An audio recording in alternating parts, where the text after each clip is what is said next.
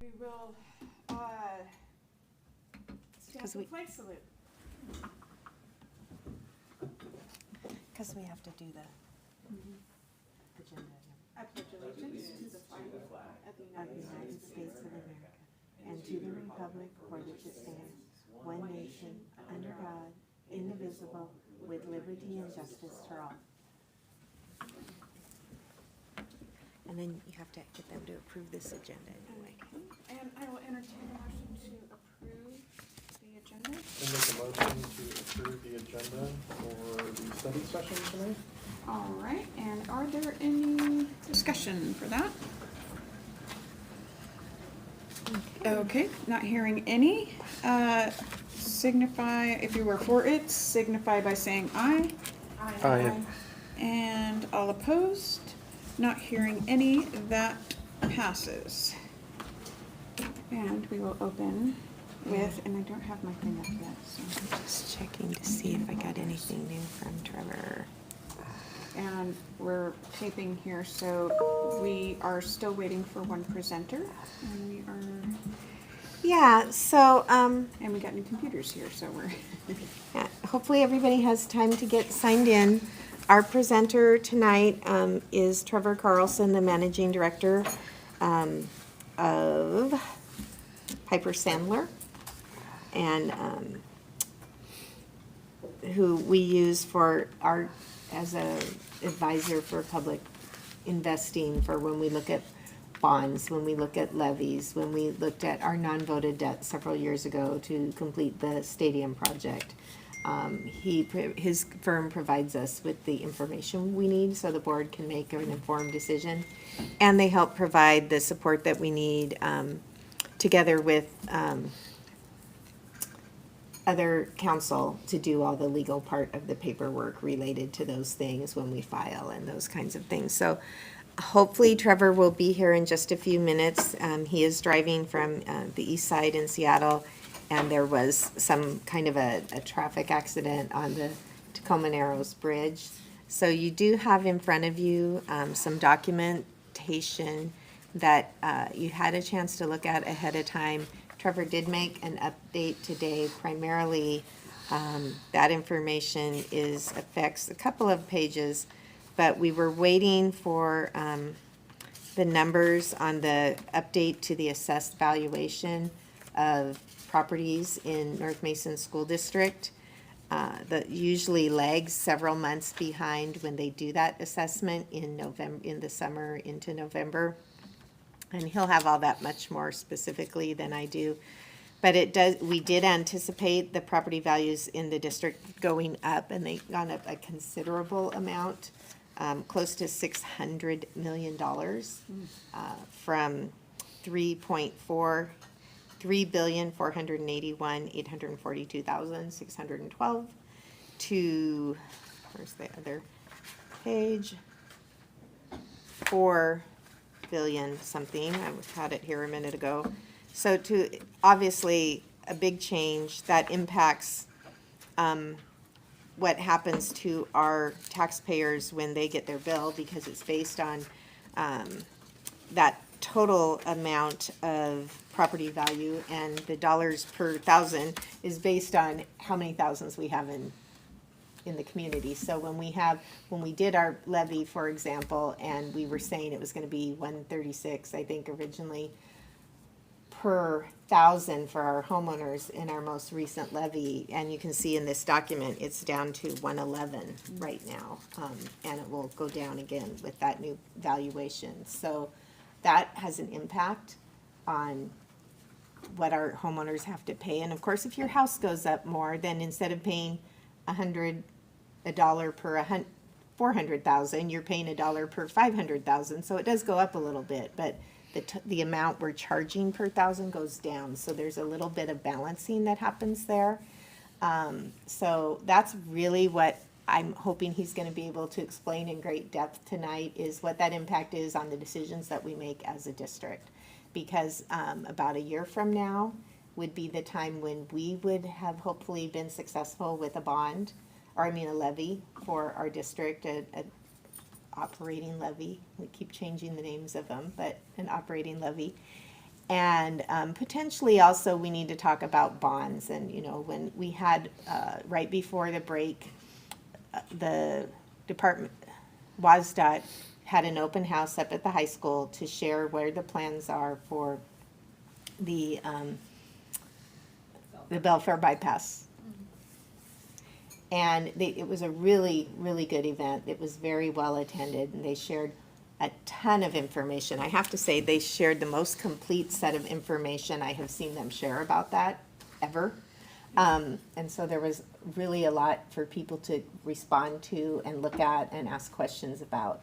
But as I kind of hung out and asked my questions, but kind of, you know, wanting to hear what everybody else was talking about too, repeatedly the statements I heard from community members, and sometimes community members who maybe in the past were wondering why we would really need to build a new school, were, when are you going to get it done? So I think we will be talking soon about putting together a committee and starting to move forward and doing the work with our community to see what we should do and when we should do it. But in order to do that, you all need to be really well educated so you feel comfortable about the decisions that you will eventually have to make. And so that is the reason we asked Trevor to come and speak with you guys tonight and present some materials on bonds and levies, both across the state and in our local context, because frankly, our context is a little bit different from other places. What the standard, I mean, what would you call it? Wisdom has been for how you decide when to run a bond, and do you connect it to a levy? Do you not? How do you put those before your voters? Hasn't always been the same answer in North Mason, or very rarely has been that it has been for the majority of districts across the state. So that's why it's so valuable to have advisors like this, because they run all the data and bring us all that information and help you guys have what you need in front of you when a committee gets ready to come forward and say, this is what we think you need to ask people for, if we need to, and helps you make the right decisions. So because everybody here to some degree with you were here before when we voted on going out, but has maybe not been sitting this particular chair when we've talked about this. That's why we have a guest speaker, and I think he's here, so we'll just give him a second to get situated, and then we can get started. So if you want to start looking at your information, if you already have some notes or questions, or if you want to take some notes, that'll just give him a second to be ready to go. Is the one we have on here, this same one? Yeah, the one online is now this one, right, Jackie? What's that? The one that's on the computer right now? Yes. Yes. The one that I have up is the. So the one that she emailed you. The one that got emailed today. Oh, okay, I was Yeah. just seeing if Not we had that one. updated the hyperlink, but we're good. Do they call it that anymore, hyperlink? Sure. I said something the other day and my son corrected me and it was the same exact thing, but it's called something different now. Oh, yay. Welcome. Hi. I've been very badly trying to kind of fill. Good, Yes. I'm sure you did great. But just get comfortable. We have plenty of patience, and everybody's looking forward to hearing from you.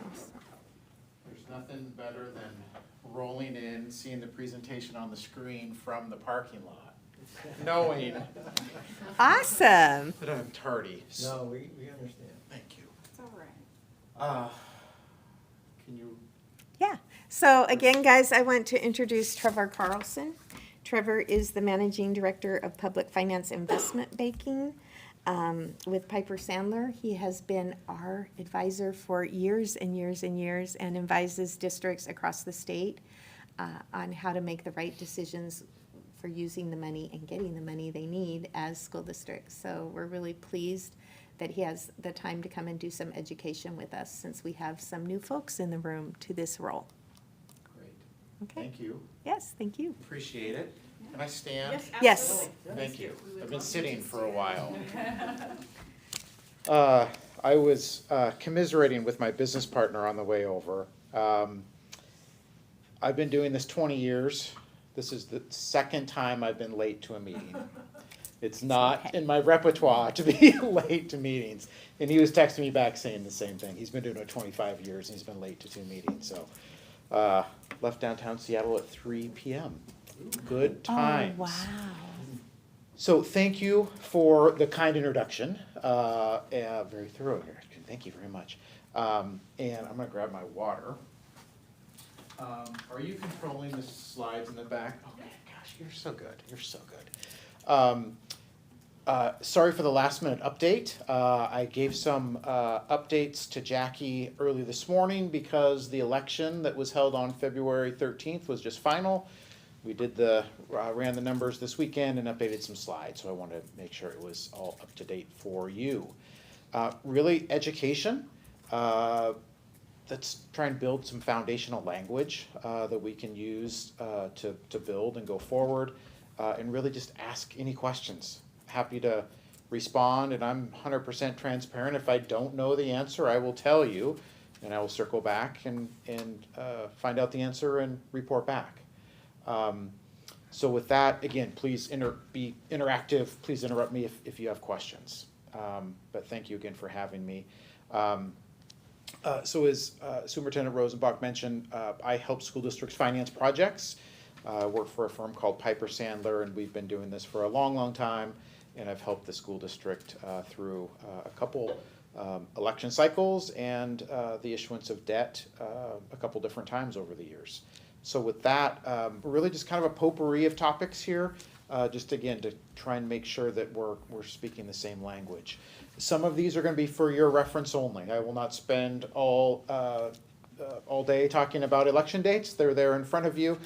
There are 4 opportunities throughout the calendar year for you to go to the special electorate to ask for levies or bonds. Really the main thing is when you're planning, obviously use this as a milestone planning tool. There's some drop dead dates, work backwards and figure out the timing of resolution filings, and then after filing when those ballots will be mailed. That will be very important for example, for a citizens committee to know when those ballots are dropped. They need to have the message out and start ringing doorbells and knocking on doors and making that communication happen. Next slide, please. These are detailed bullet points, again, for your reference, but some things that you need to think about as you move forward for your operation levy, your education programs and operation levy, and really just kind of the timeline if you're thinking for a February election. The summertime, early autumn is when the rubber meets the road, start doing some analysis and getting ready to prepare that resolution for submission by the end of that calendar year, so calendar 24 for an election in 2025. Next slide, please. There's some things that are on the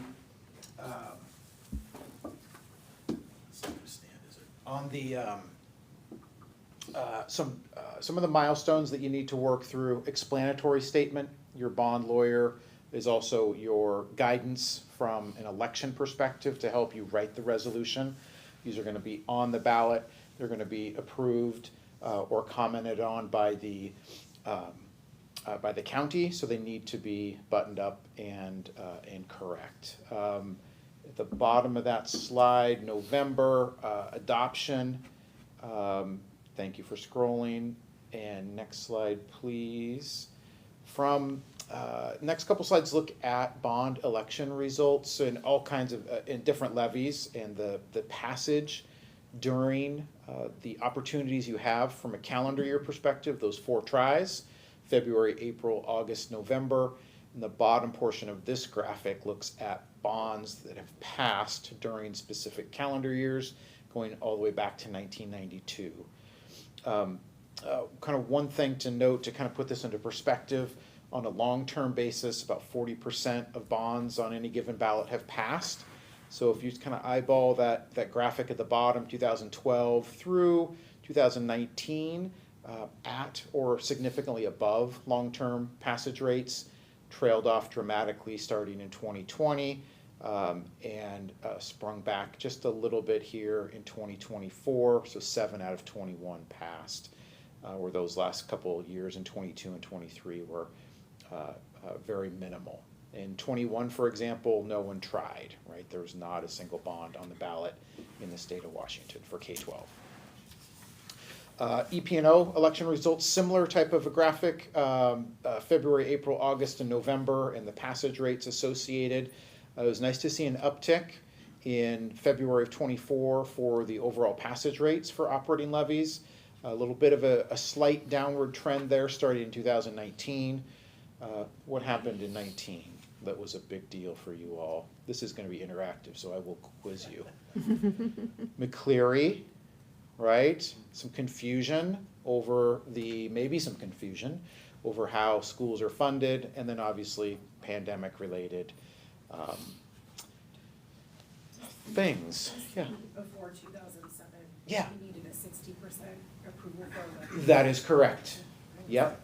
So there is the proposed legislation in Olympia right now to lower the bond passage rate to 50%.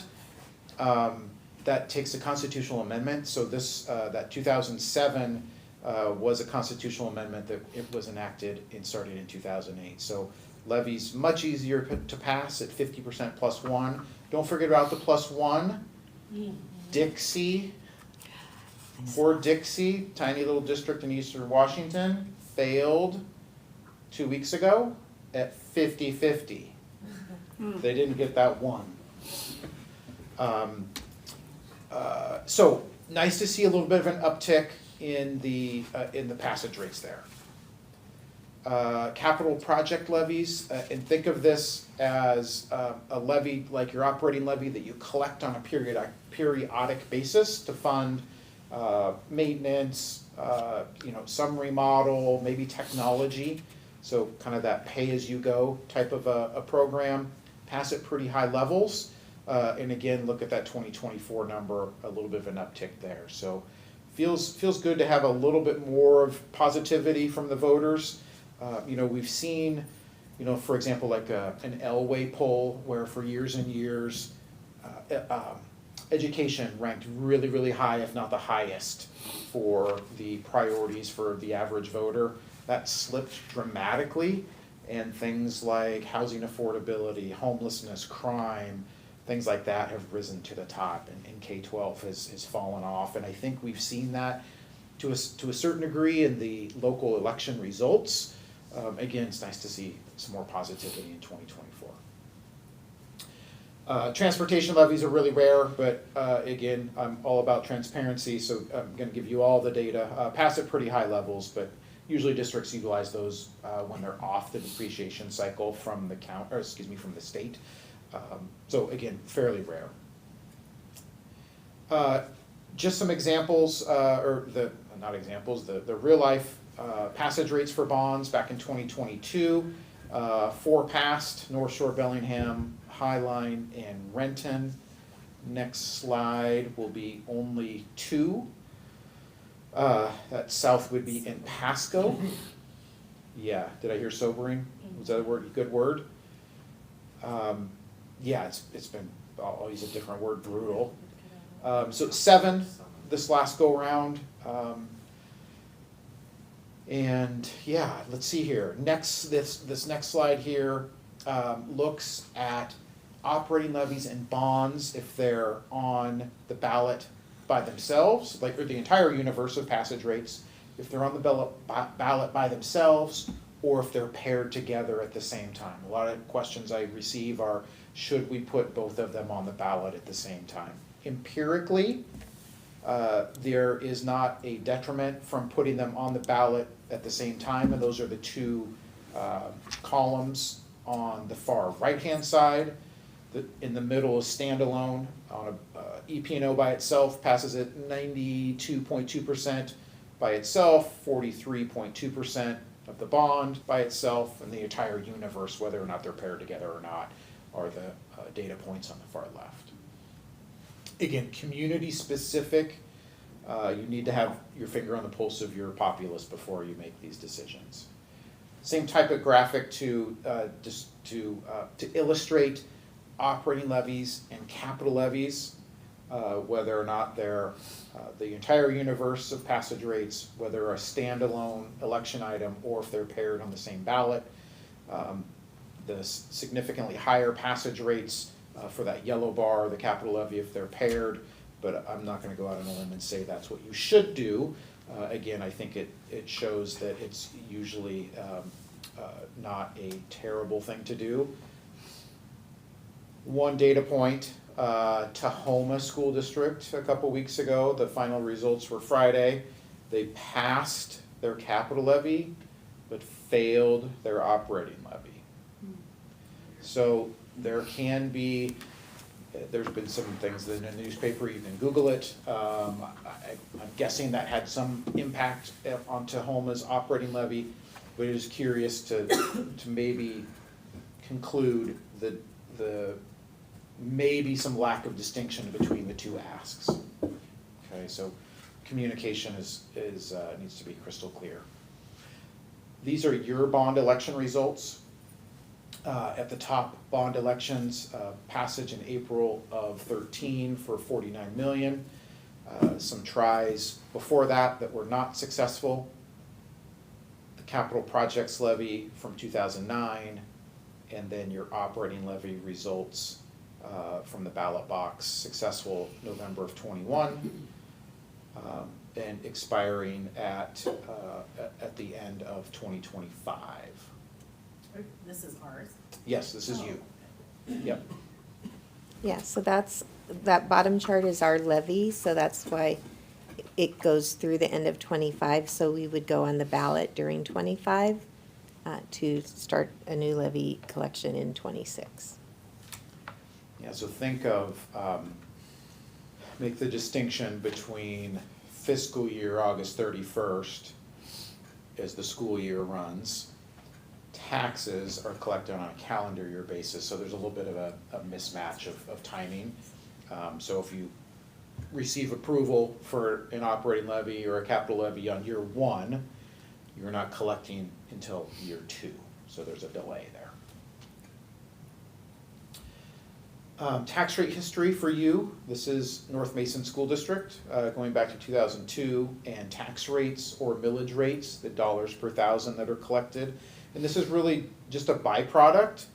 This is not a driver. So think of your collections for a capital levy or an operating levy as a dollar amount approved by the voters. And you collect a dollar amount. You do not collect based upon a tax rate or dollars per thousand millage rate. This is the byproduct of the math. This is the amount you collect divided by your total assessed value. So all the real and personal property within the district is summed up, and that adds up to a very large number, and we'll look at some of that data in a few slides. But this is just a way for us to, in a generic fashion, discuss the tax burden for individuals within your district, right? Because if I live here, my property value is going to be different than your property value, and applying that same tax rate across different assessed values allows you to calculate and approximate your tax liability. Speaking of tax rates, these are all of the school districts within Mason County, Grays Harbor County, and Kitsap County, ranked from highest to lowest tax rate. Just to kind of give you a sense of where you stack up against others. Maybe not the most fair comparison.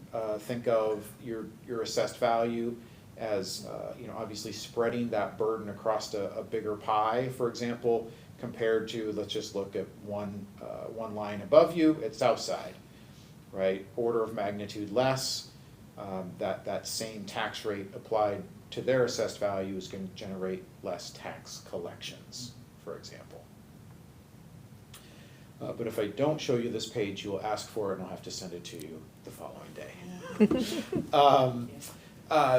Similar slide to the previous, but looking at a little bit more apples to apples comparison, looking at assessed value that's similar, but looking at school districts all across the state. Pullman right now at 481, very healthy voter support in Pullman, and I think that is displayed with the amount of revenue that they are able to collect from their taxpayers.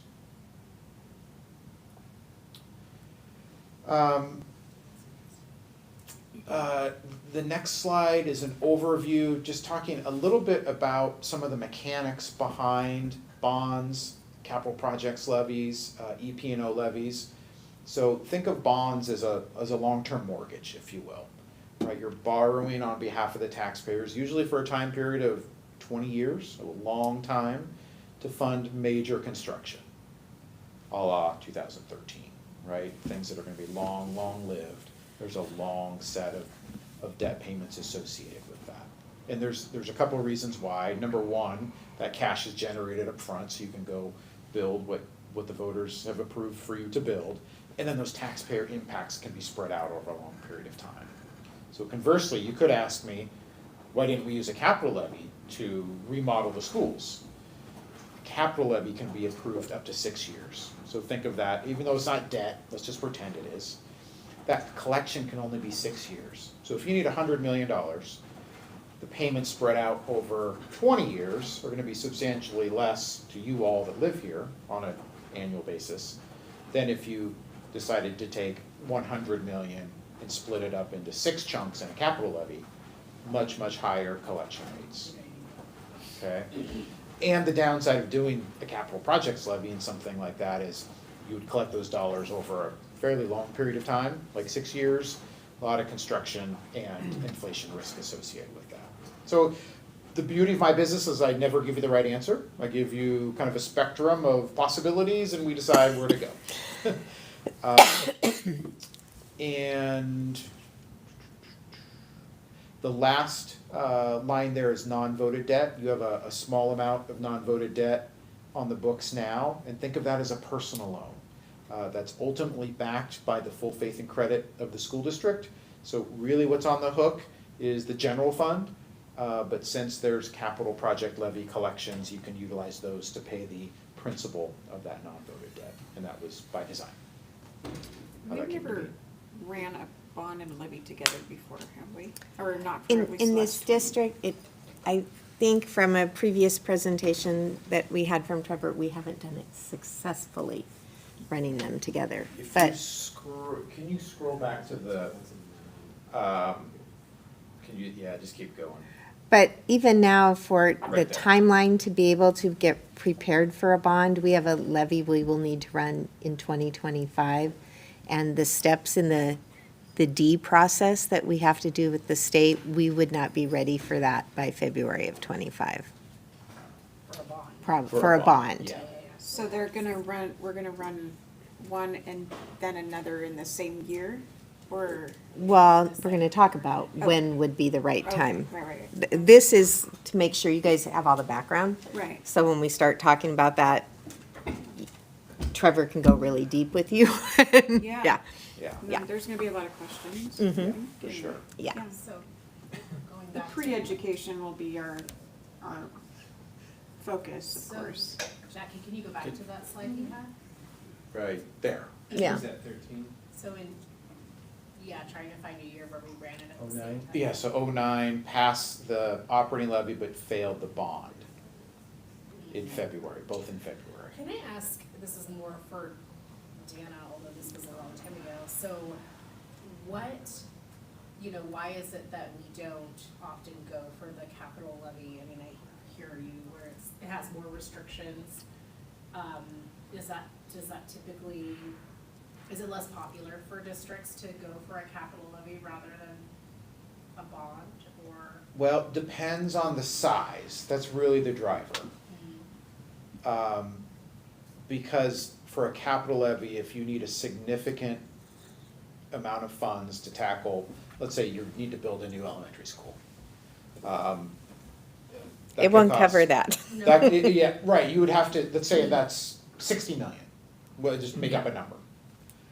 Could be 80, right, these costs are going crazy. You would take, let's say it's 60 million, and divide that over 6 years, that's a $10 million collection per year, Right. which is right. gonna be a very high hurdle Yeah. and increase tax bills dramatically, versus taking that 60 million, Just spreading it spread it over out. 20 years. Yeah. I guess, do we know what we ran in 2009 for this capital levy? I'm curious. It's like Yeah, a I think the one- numbers are on one of those charts. Yeah, the capital levy was 889 times 4. I can't do that in my head, but let's just say it's, 3 million?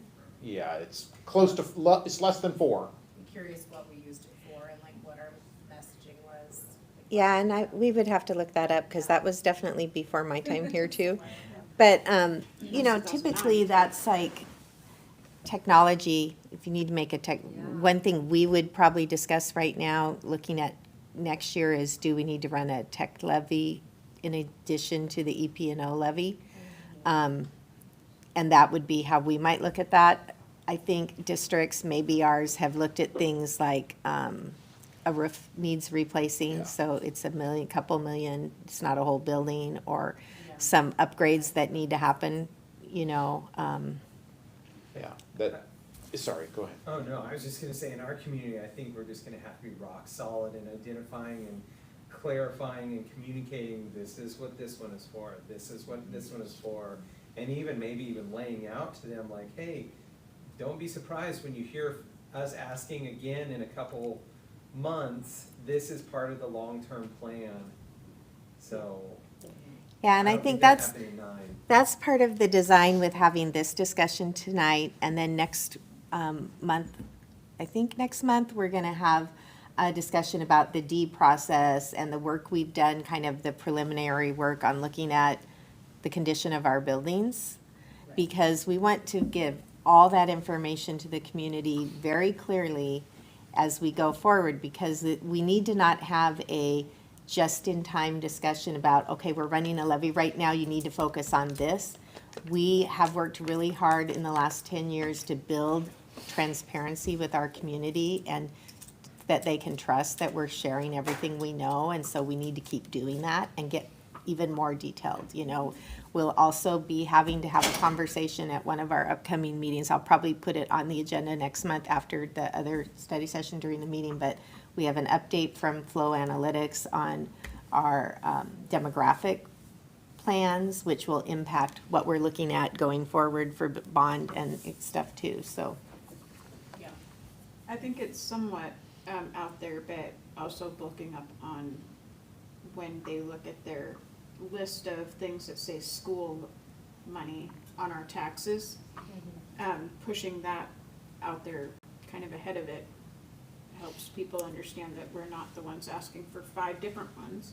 No, there, Just the right two. now, if we have a levy and a bond, there are also 2 state lines. So there are 4 lines on your property tax statement in Mason County that say they're going to schools. And Right. 2 of those are money that we're collecting. And what we have to do a better job with our community is helping them understand, although the other 2 lines are collected for schools, we get a piece of that, and it's not Dollar for dollar. it's not dollar for dollar. It also goes to pay for things all across the state and in Olympia, so. Yeah, please do look at those tax bills. It matters. It matters. Look at the composition, look at the total amount, look at the percentage change, look at the dollar amount change.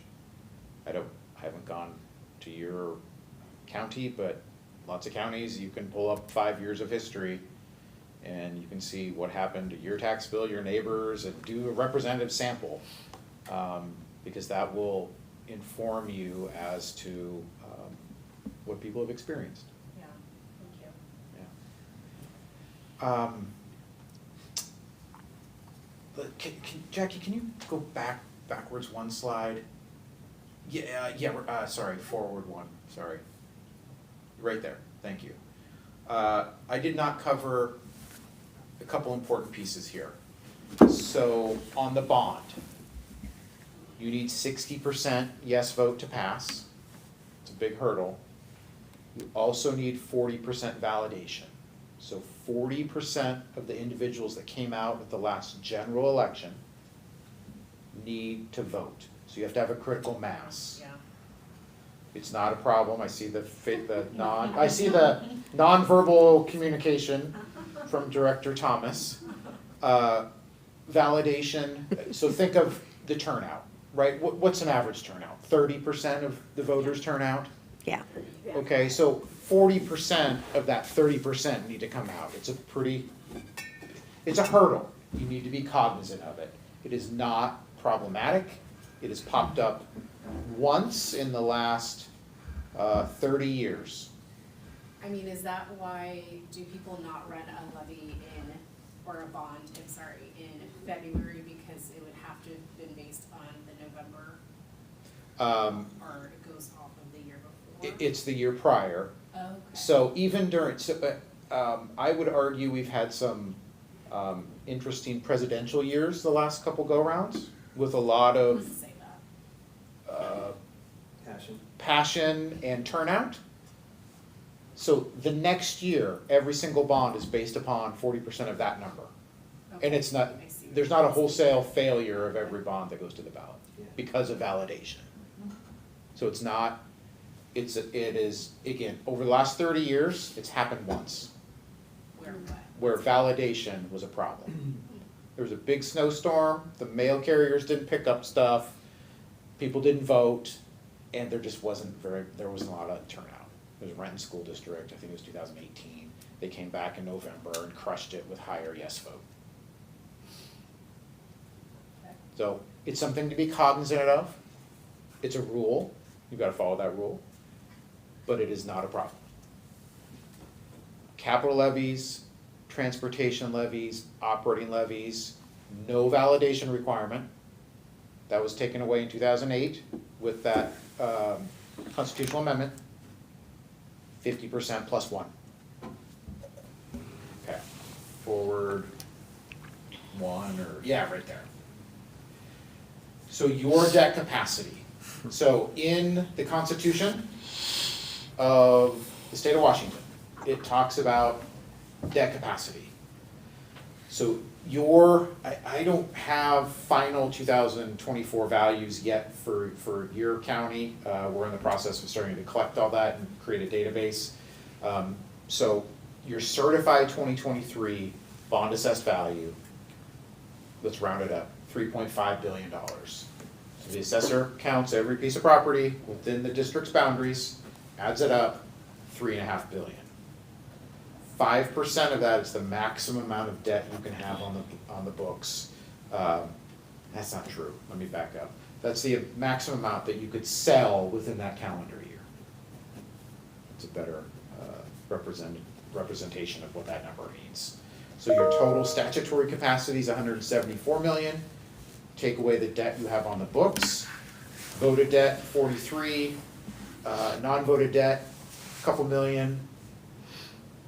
In calendar 23, that's the maximum amount of debt you could have sold from a voted perspective. Non-voted is a much lower threshold. It's 3/8 of 1%. So that same 3.5 billion times 3/8 of 1% equals 13 million. Take away what's on the books today. You could go out for a non-voted debt issuance or a personal loan or a full faith and credit of the school district's backing loan at $10.7 million. Again, think of that as something you'd have to budget out of your operations and take away from programs or teachers or whatever other costs. It would be another line in the budget. Questions on that? No, okay. The bonds you have on the books now are the bonds from 21. We did a refinancing in 21 of the bonds that were sold in 13. Thank you. I was trying to visualize your election history in my head. In 2013, and the LGO is the non-voted debt that is final maturity is out in 2031. We have a strong credit rating with Moody's Investor Service. Think of that as a third-party, good housekeeping stamp of approval. They do their due diligence and assign you a bond rating. A1 is a strong bond rating, so that is wonderful. Next slide, please. So something that if you decide to think about future bond issuance, large capital facility improvements, we will spend a lot of time thinking about the bullet points on this slide. So we think about what are the costs of the projects, and I think of the beginning as an upside down, or as like a funnel, right? There's all of these options up top, all these different scopes of work, A, B, and C. We start to weigh the pros and cons. We layer on the financing piece. What does it do for your programs? What's it do for kids? What's it do for enrollment? What's it do for your traffic flow? Whatever you're trying to solve. Let's layer on the financing pieces with these individual costs. And then we kind of chunk it through the funnel, and then one idea pops out, and that goes on the conveyor belt of the bond election to the electorate. So we think about what are those costs, and then how are we gonna pay for these potential projects? And we'll start running different scenarios. So anywhere from bonds, state matching dollars, as Superintendent Rosenbach discussed, this D-form process, this kind of give and take, this ballet, if you will, with OSPI to determine your state matching dollars, investment earnings. In the past, insignificant. Now you can earn 5% on a very short-term borrowing or investment. That is very safe from the federal government. So that is something to consider as we move forward, and some districts' impact fees can add up pretty quickly. And then timing. Timing's really important in life, as we all know. So when do you need the money? Are we gonna look at selling all the bonds at once? Do we need to layer them in different tranches based on your construction cash flow? So thinking about that, and then tax law considerations, right? We're issuing tax exempt bonds, so we have 3 different realms of law that we need to abide by: tax law, state law, federal securities law. So we're gonna be kind of shoehorning in all of these different kind of scopes of work, the financing plans, and making sure we're abiding by all the rules. And then what's the taxpayer impact? What does it mean to the average voter if they vote yes? How much is their tax bill going to go up? And that's where there's a lot of sensitivity in the assumptions that go into bond planning, and we want to make sure we're tailoring the bond transaction to your specific needs. But ultimately, let's step back. If you're borrowing money, you got to pay it back with interest, right? There's no free lunch. So that's the big, it's the elephant in the room. Let's say it. Let's talk about interest. Let's talk about debt. Let's talk about bonds, big mortgages, right? All of these words that we can use to describe the potential financing that we may engage in, or at least the planning. So the assumptions that we'll talk about are interest rates, bond rating, assessed value, and ultimately the structure of the bonds. We have a lot of flexibility in how we place the principal payments of these bonds to create different patterns that may or may not be more palatable by the district's residents. Next slide, please. Interest rates. Again, I've used terms like bonds, debt, big mortgages. Interest rates matter. So when we're looking at our planning, we're thinking about not only where are interest rates today, but where could they go into the future. And think about the bond planning very similar to your budgeting for your bathroom remodel or the building of a new school. You need to build in some contingency. We can't all predict the future. There's volatility. The graphic on the upper right-hand side shows the volatility of interest rates for tax-exempt bonds over a very long period of time. They were really, really low a couple of years ago, right? The stimulus from the Federal Reserve, from monetary supply, the stimulus from the federal government during the COVID years drove interest rates to very, very low levels. They bounced back and have basically normalized. So let's take that into consideration as we put the planning machine into gear. Next slide, please. This is a graphical representation of interest rates over a 10-year period. Each vertical bar shows the range of borrowing cost for each of those maturities. So on the far left-hand side, that's a borrowing cost range for a 1-year bond, all the way out to a 30-year bond. So again, a lot of volatility On average, it's that dashed line, and right now we have a strange shape where it's inverted. So those shorter maturities are actually yielding more to investors, costing you all, from a borrower, even more than the bonds that mature in years 6, 7, 8, 9, 10, for example. So interesting times, but just to kind of give you a representation of how wide those interest rates have fluctuated and where we are today. So a little bit above average from a borrowing cost perspective. You, as I mentioned earlier, have a strong credit rating. The ranking scale is on the right-hand side of this slide. AAA is the best, AA category, and you are at the top of the single A category.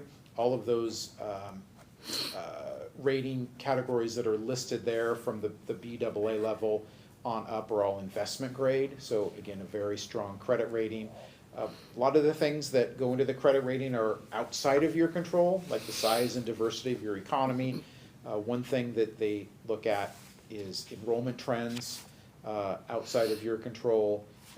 General fund balance, they lean into that fairly heavily, even though these are voter-approved bonds and ultimately the taxpayers are paying them back.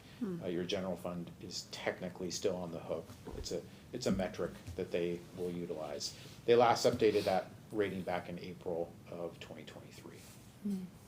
I'm sorry, is the concerns that you listed here, is that just generally what are the concerns of Moody's, or is that something specific to our district? That is Moody's opinion of your district. Okay. But for example, when they looked at enrollment in '23, there was still a declining trend. We have reversed that trend now, so now we're in a very definite growing trend over the next 10 years, and we have that data that could impact it. Okay, yeah, that's what I was wondering, I was like, I've heard for the longest time that we're. Yeah, and again, that's why I Yeah. wanted to make sure I put the date, right? Everything is, this Right. was based upon conversations, either in late March or early April, then they published the report, April 14th. And if you'll remember, we were in a 3 to 4% increase per year from 2011 to 2020. And then we had a significant drop, like many people did. Right. And then the end of last year, the beginning of this year, we rose again above that high level of enrollment that we had in fall of 2019. And now with our projections, we will continue to increase probably to over 20% growth overall. Some grade bands are different within the next 10 years. And this is something that is periodically reviewed by Moody's, but really the impact will be at the time of the next bond. So think of as your FICO score. You want a really strong FICO score before you go out and buy your car loan. And so Moody's takes long-term views also on these. They do not want ratings to whipsaw dramatically between categories on a frequent basis. So there's a lot that goes into making these ratings go up or down. So stability is fine. This is, again, a very strong credit rating. I can sell bonds all day long with this bond rating, so it's solid. Just to kind of give you a sense of, hopefully a sense of comfort. Assessed value, the growth in the district's assessed value has been significant over time and as of late. From a preliminary basis, we're at $4 billion, about $3.5 billion last year. So a year-over-year growth of almost 16%. The numbers, the compound annual growth rates, kind of in the middle of the right-hand side, the 20-year, 10-year, and 5-year CAGRs, just give you a sense of over the long haul, the average growth rate of the district's assessed value. So over 20 years, on average, it's grown at 5.88%. So a very healthy clip over a long period of time. If you notice the pattern in the early 2000s, late 2000s, a little bit of a stair-stepping type pattern where county assessors would kind of reassess on a periodic basis and have things be flat, and then they would kind of, again, reassess your district. And now assessors are required to have market rates on these assessed values, so they have to be updated on an annual basis, you know, more kind of that stair-stepping process. So strong growth there. Next slide, please. While we're in between the slides here, I Yeah. just want to mention for if anybody's watching, I just asked if we were live because wasn't sure, but if anybody's just coming on, we are finishing up a study session and then we will be coming on to our regular meeting here pretty soon. So hang with us. Thank you, and I will. It's okay. very quick. No, you're fine. I didn't Okay. mean to rush you. I No, just want no, to make no. I sure think when we're- people come on at 6:30, they go, Yes. what are they doing? They started Yes. early. Thank you. Yeah. Just the raw data, I like to see, you know, the magnitudes of those yearly changes. So obviously a large stair step up in 2007, and then also in 11, a slight reduction in 12, 13, 14, and again, very, very strong growth the last few years. And I think this is the last slide. Break out your reading glasses. I can't Yeah. see, I can barely see it from here. I think we have it in front of us too. But that helps, thank you. Yeah. Definitely get my reading glasses out. This is just a generic example. As I mentioned, as you start to kind of go through that funnel of all these different ideas on top, we start layering in the costs, we start layering in the financing. We'll run many, many, many different scenarios that are specific to those different scopes of work. So in this example, kind of the upper right-hand box looks at our assumptions, where if interest rates are 4% in the marketplace, I put 5% into the model. So I put a percent cushion. Because we saw the whipsaw of interest rates, and you're not locking in interest rates for many, many months after you decide to go to the ballot box. So let's build in some contingency. Assessed value, I've just said 0 increase. Let's just take that off the table. There will be some increases, right? And we can kind of arm wrestle later over what those should be. But let's just keep it simple for now and just say the tax base stays at $4 billion forever. Kind of in the middle of that top box at the bottom, the lower middle portion of that top box says issue 1. So I've made an assumption. Again, this is all me. This is not coming from the district. I just wanted to show you just how this works. So if you had a bond that was issued for $50 million on June 1st of 2025, I wanted to show you what the principal and interest payments would look like and what your potential tax rates would look like. So kind of in the bottom half of this table, it shows by calendar year, levy year, starting in 23 all the way out into the future. The bond assessed value is that $4 billion. Again, I'm taking that variable off the table. It's going to stay the same forever. You have existing debt on the books. These are your existing mortgage payments. They're fixed rate borrowings. They will not change. Those range from about $3 million out to 4.6 when your debt expires in 2037. After that, you're mortgage free. Okay, and starting in calendar 38, we see the zeros in that third column over from the left. $50 million issued over a 20-year time period is the fourth column in from the left, and that's that $4 million and change. Okay, so that would be the additional payment on top of your existing debt.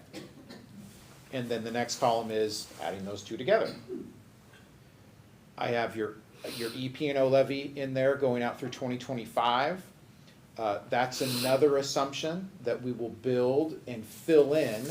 So in that middle column under EP&O levy, there's a bunch of zeros. Probably won't be a bunch of zeros, right? You're gonna need some operating levy funds. We'll make some assumptions and put some dollar amounts in there going forward.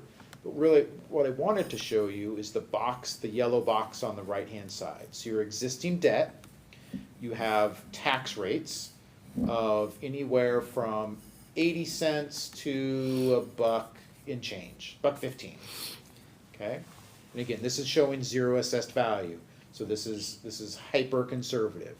I'm thinking those tax rates will be much less than that if you have, you know, a 3 to 5% assessed value growth clip going over a long period of time. That 2025 issue, that theoretical issue, would be adding $1.01 on top of your existing debt. Add those two together, and that's the column in the middle of total bonds. So again, we will run scenarios like this until you're sick of seeing these sheets. But again, tailoring the dollar amount and the timing, right? I've got one bond sale in this model. My gut tells me there'll probably be 2 or 3, depending on how sizable the scope of work is. You can have one authorization for X and split that authorization into multiple sales to manage tax rate a little bit lower and provide funds in a just-in-time fashion for your capital projects fund. I don't wanna burden you with excess debt payments and have the money just sit there as you're waiting for construction to happen. Let's issue those in a timely fashion. Again, pros and cons, and we'll work through those over time. We were talking before, or you guys were saying that before, you were coming, when you come back for another meeting, when are we expecting him to return? We'll talk.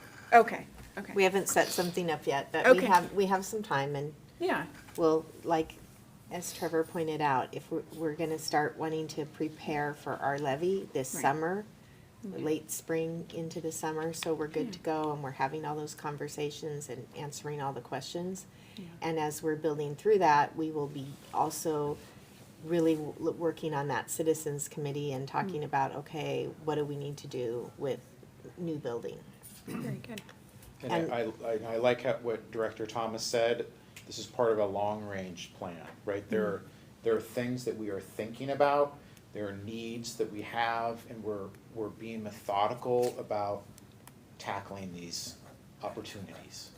And part of all of that in our planning that is a little bit of new information, it was an assumption, but we had it a little bit more confirmed during that meeting with WSDOT, is that, the plan for the road that's going in cuts through the 40-acre plot that the district owns in that direction.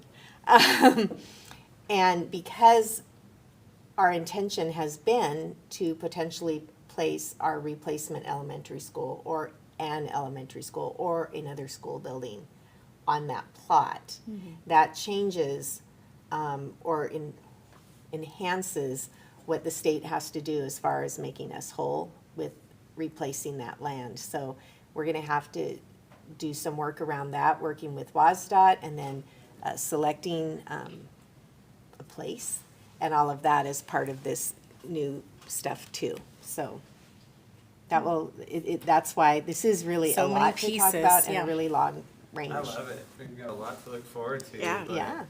I mean, it's gonna be a tough sell, but if they get the vision, it's gonna be awesome for Yeah. this whole place, Yeah. so.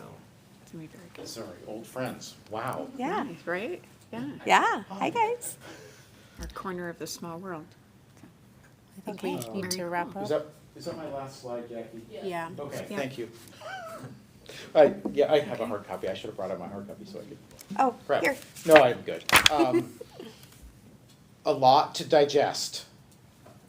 If you have questions, filter them through staff. Happy to answer them. If we need one-on-one conversations, 2-on-1, happy to do that too. Whatever you need. Just, again, out of full transparency, there are certain concepts that we just need to all understand. And there's no free lunch, right? These things are really expensive. How are we gonna fund them? Yeah. Thank you. You're welcome. Yeah, Thank you appreciate Thank you very much. Very for informative. allowing me Oh, yeah. to be here. I'm so sorry I was late. Thank you for It was allowing worth me the the wait. extra time. Thank you so It much. was definitely worth the wait, and it was Yes. so much better than if I had to try to run through the slides, so. Yeah, thank you. I'm gonna adjourn the meeting and we're gonna take a 5-minute break so we can refresh our Reset minds and- and Thank you. thank you very much. All right, I'll not adjourn the meeting. Please stand for the flag salute. Pledge allegiance to the flag of the United States of America and to the republic for which it stands, one nation, under God, indivisible, with liberty and justice for all.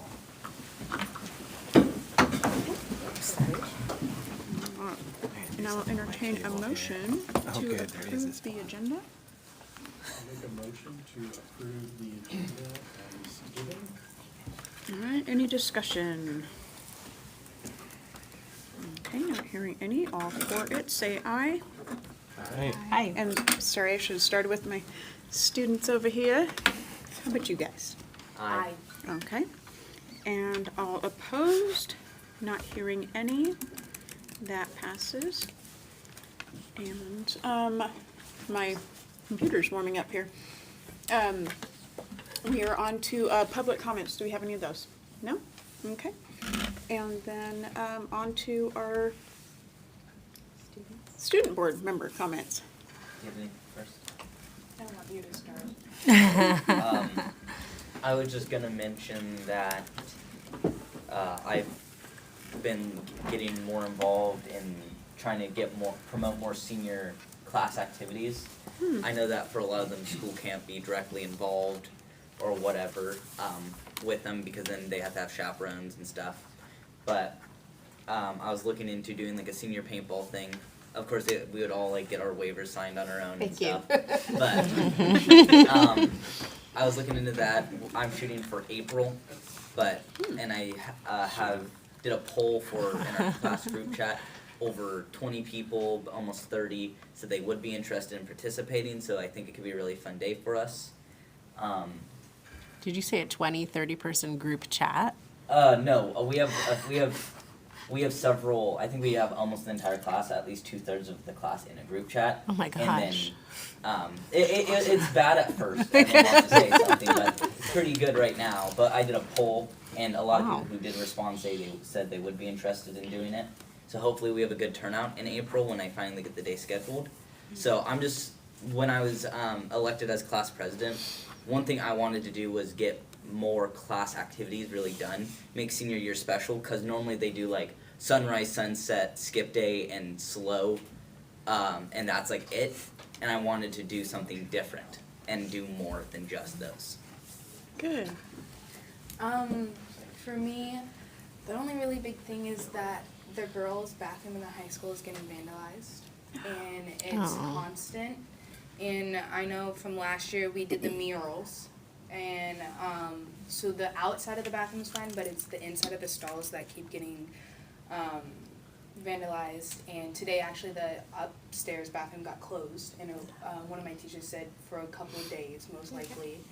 But me and another student actually got wet wipes and soap and try to wash it off, but some of it is in Sharpie, and it's really hard. And when I brought it up, I accidentally disrupted class, and I told my teacher, how do we get this fixed? And he said, well, they can't really paint over it right now because they usually wait until the end of the year because it's enclosed with no windows, so they have to have it aired. And I was like, I want something sooner. But it's just not nice to look at graffiti and mean words and when you're just trying to use the bathroom. Yeah. And that's probably part of closing it for a couple days because, be able to take care of things. Nice. That's too bad. That is too bad. I want to say mural on the inside, maybe, if they haven't done, but then more probability of that getting ruined, so. Okay. Yeah. Okay. And then we are on to the accreditation. Yes, so we get to welcome a couple of guests this evening. Erin Lavelle, the Olympic ESD 114 superintendent, and our new board member representing our region, Kurt Hilliard, who is a member of the ESD board now and is familiar to some of you because he was superintendent in Grapeview, maybe when some of you were in school over there.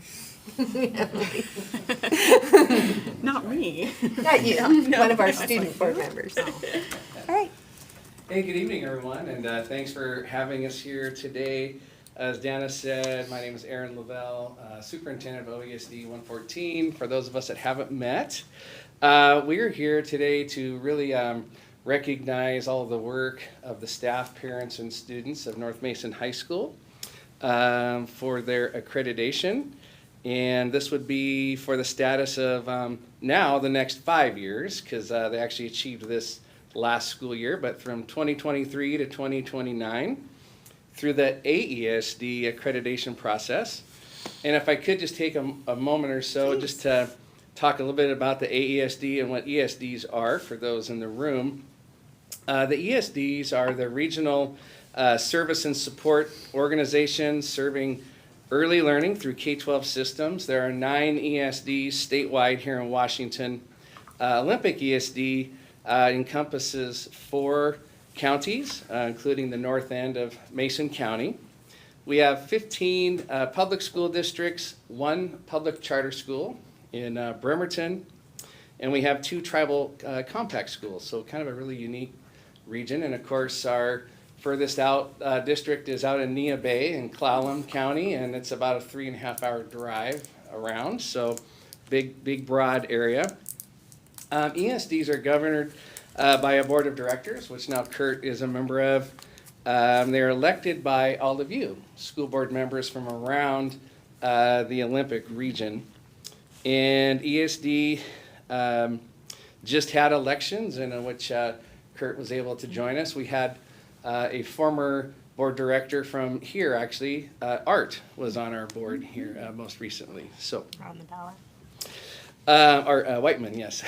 So Washington's 9 ESDs collectively form the AESD, so the Association of Educational Service Districts. While ESDs primarily service the needs of their respective regions, the AESD operates as a statewide network. And we do provide a lot of common services across the state through the ESDs. ESDs have been accrediting Washington schools since the early to mid 2000s and is the largest accrediting body in the state of Washington. We've accredited now over 250 schools. The process applies to all types of schools, primarily but not exclusively high schools. So comprehensive high schools like North Mason, alternative schools, themed or private schools, and charter schools. The lead agency, however, in the state is the Northwest ESD 189 up in the Anacortes area. So what is accreditation?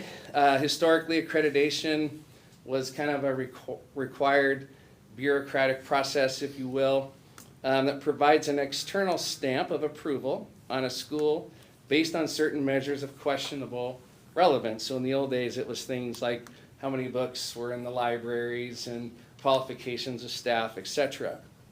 But over 20 years ago, accreditation evolved into a voluntary research-based self-study process.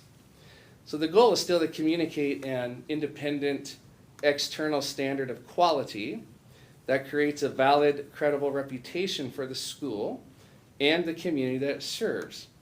So the process utilizes peer review to help schools identify and develop their strengths, ensure effective governance, and improve opportunities and outcomes for students. The primary objective of the accreditation process is to promote ongoing school improvement. So AESD accreditation coaches, who are typically retired secondary school or district administrators, work with school leadership to facilitate the development of the school improvement plan, which we call SIP, so more alphabet soup for educators here, which is a statutory requirement for each school to have. So the process encompasses a 6-step cycle of inquiry, action, and the development of a school improvement plan that is grounded in 4 foundational requirements. So they must be data-driven, student achievement focused, research-based foundation and actions, and it must be collaboratively determined, so staff, students, and parents. The accreditation process typically takes place over the course of a school year and culminates in final approval by a panel of voluntary ESD board members. Once approved, schools are accredited for a 6-year period of time, subject to a mid-point review at the 3-year mark to assess progress and adjust the SIPs. So with all of that, we are just really proud of North Mason High School and their team that went through this process. It does take a lot of effort and a lot of time to go through this process, and there are many benefits to being accredited, and we're just very happy that you all went through this process. So we have a plaque for the school that we hope you will display proudly for your work collaboratively with your parents, students, and staff. And the school also has the opportunity to put the accredited logo on anything that they put out there so that parents know this is an accredited school. And there are some other things with accreditation. A lot of four-year universities will only accept students that are accredited. And also if you have foreign exchange students and whatnot, you have to be an accredited school. So it takes a lot of work to do that process. So I wanted to say congratulations. And, we have a plaque for you. I don't know. We'll do a picture. Okay, right over here. Kurt's got the plaque for you.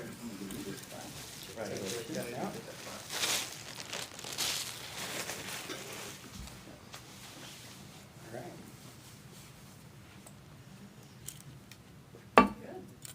Cool. Hey, congratulations. Thank you. All right.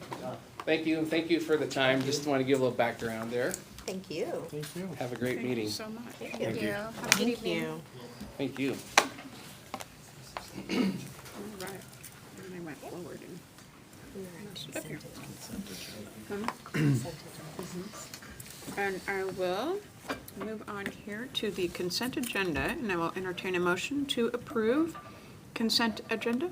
I make a motion to approve the consent agenda. Okay, any discussion?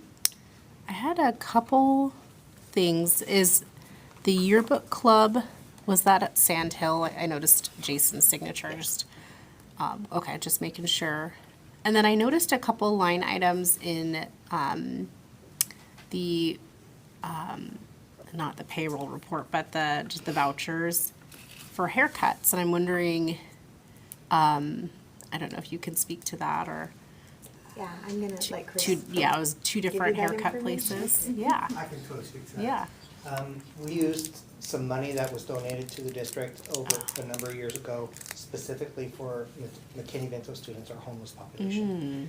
And part of a support of them is need haircuts, and for them to get a voucher to go get a haircut is a big deal. So helps in the belonging and being appropriate for school and all that stuff. So that's what it was. So we procured, I don't remember, I think it was $500? Yeah, it's two $500 charges. Right, and then we took those and we have a cache here at the school, and then distributed some to the school counselors that then they will then track and hand out. When they need more, we just continue until we're That's out of cool. vouchers. So it's for McKinney-Vento students. Yeah, I hadn't noticed that before.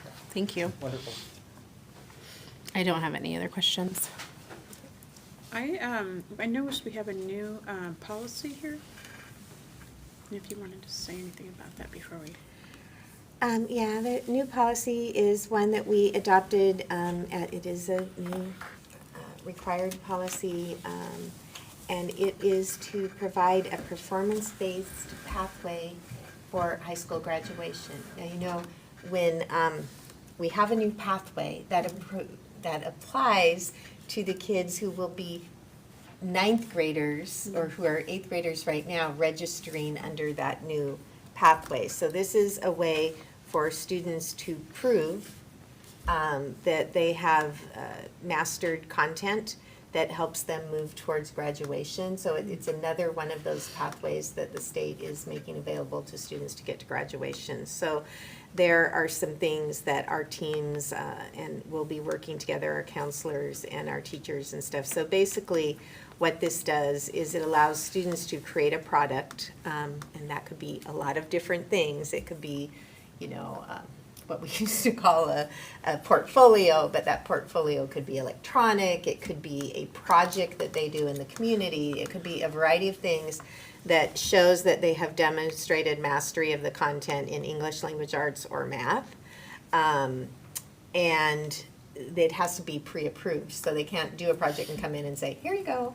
But it's a really cool way for students who have different approaches to learning or want to show their learning in different ways to be able to say, this is what I would like to do, and then they would have to work with a teacher advisor and within the content course of the school, working with the school to say, this is what I want to do, the teachers and the principals and everybody would be a part of determining whether that's acceptable, and then they would do the work, and then that would allow them to earn some credit towards graduation. Yes. That goes along with like the CTE pathway and the higher Yeah, education it's like we have the pathway. CTE pathways, so this is another, Okay. yeah. Is there only 3 pathways, the CTE, higher education, and this one? No, there's CTE, higher education, testing, taking, and a variety of different kinds of tests get you there. So, you know, the college entrance kinds of exams, you can do it through your state, your 10th grade English language arts and math tests. You can do it through, one pathway is the ASVAB. Am I missing any? APIB, so, you know, advanced placement, those kinds of things. There's 7. Thank you. Okay. Wow, that's very cool. So this is just another way for kids to demonstrate learning that's recognizes that some kids need other ways to demonstrate learning. Yeah. And that I was a just very gonna good ask, question. I didn't see any standardized time requirements or anything, that's all at the discretion of the teachers That would and have to working be with them? part of what they work together to develop their plan. Okay, great. Yeah. And I'm glad you asked more than the 3, and then you can. Because as a freshman, you're not really told by your counselors that you need a pathway.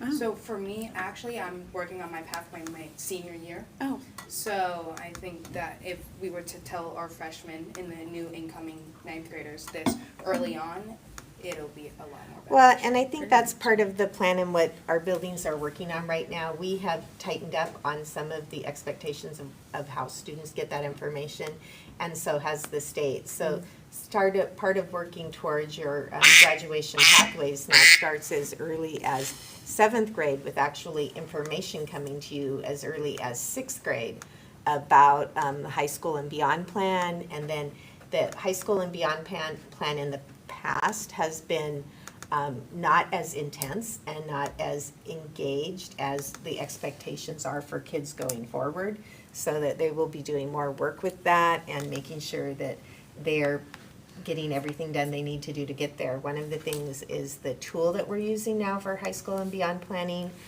Use Science, has even built within that a way for students to earn industry level accreditations on, you know, this person is ready to be a computer programmer doing this within the tool. So what you experienced as a junior or Erin as a senior is getting a little tighter and a little more in depth with each group as we move towards a place where they have those options and make sure that our staff get an opportunity to work with kids on those things. very good. All right, we are still, any other discussion? on Yes. consent? So looking at policy 2413, I see that we're gonna allow students ages 16 and older to earn up to 2 elective high school credits for paid work experience. But scrolling up at competency-based credit, students may obtain 0.5. Is there a reason why it's only 0.5 competency-based credits and up to 2 for work-based? Yeah, there it is. I would have to give you more than I probably have time to talk about it. But you can get the competency-based credits per class 0.5. You know, you can get an English one, you can get a math one, you can get a et cetera. So the Okay. work experience is more broadly, and that really applies to that, can apply to that CTE credit requirement for graduation, which is a 2.0 total credit requirement. But it is not intended to be, I'm already working at McDonald's, so give me credits. Just like we just talked about the previous one, there's an expectation that students, in order to get those credits, have to set up a plan in advance with the school and get it approved and then work toward that and show how what they're doing is worth whatever amount of credits they're going to try to get in that way. So it's, the language came directly from the state and the requirements that they're giving us, but how we apply that is going to again be very student specific and really require on that or rely on that relationship between the students and the adults who support them in the school and at home to get a plan and to get it approved and move forward. So I guess my concern wasn't the 2 credits for work-based, it was the 0.5 for competency-based. My experience has been, we have students that sometimes, not necessarily North Mason specific, come into a district and they've taken classes from maybe a school or provider that is not approved or recognized by North Mason, and they know the subject matter, and they request to be evaluated in that subject matter, and if they're only allowed 0.5 and yet they have more knowledge, then like why cap them? Or if we have students coming in from other countries where there's no transcripts available, and they can prove that they know the subject matter. So most semester or trimester courses, are 0.5 courses. So the language in that policy is set up around giving them an equivalent of a trimester course. So the school would have the ability to look at, does Dana need, do we need to look at her history and what she turned in, and does she have more than one trimester's worth of information that we would give her credit for? But I think it's really meant to be in units of 0.5. They can get more doing more. Okay, and any other discussion?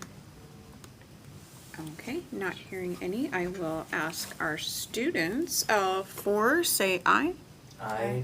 Okay, and all the rest of us, say, if you're for it, say aye. Aye. Aye. And any opposed? Not hearing any, that passes, and we are on to the superintendent update. No, Belfair Elementary. Belfair Oh. Elementary presentation. It was right in the middle there, sorry, I'm passing right by it. Belfair Elementary presentation. I was just joking. Did we skip the club? No. That was in that. That was in there, yeah. Awesome.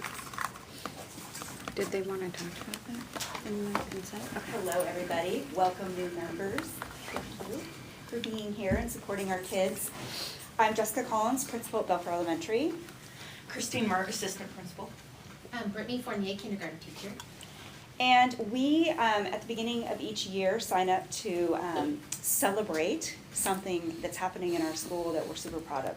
And this year, we are celebrating our kindergarten team. So Brittany is here to help us do that. And I'm just gonna give you just a little bit of background as to why we wanna celebrate Brittany and her team.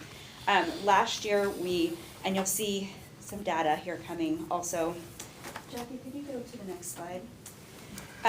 We looked at our kindergarten data for our reading and math, and we were not happy with what we were seeing. You can see this longitudinal data shows a large dip in early reading and the same in math.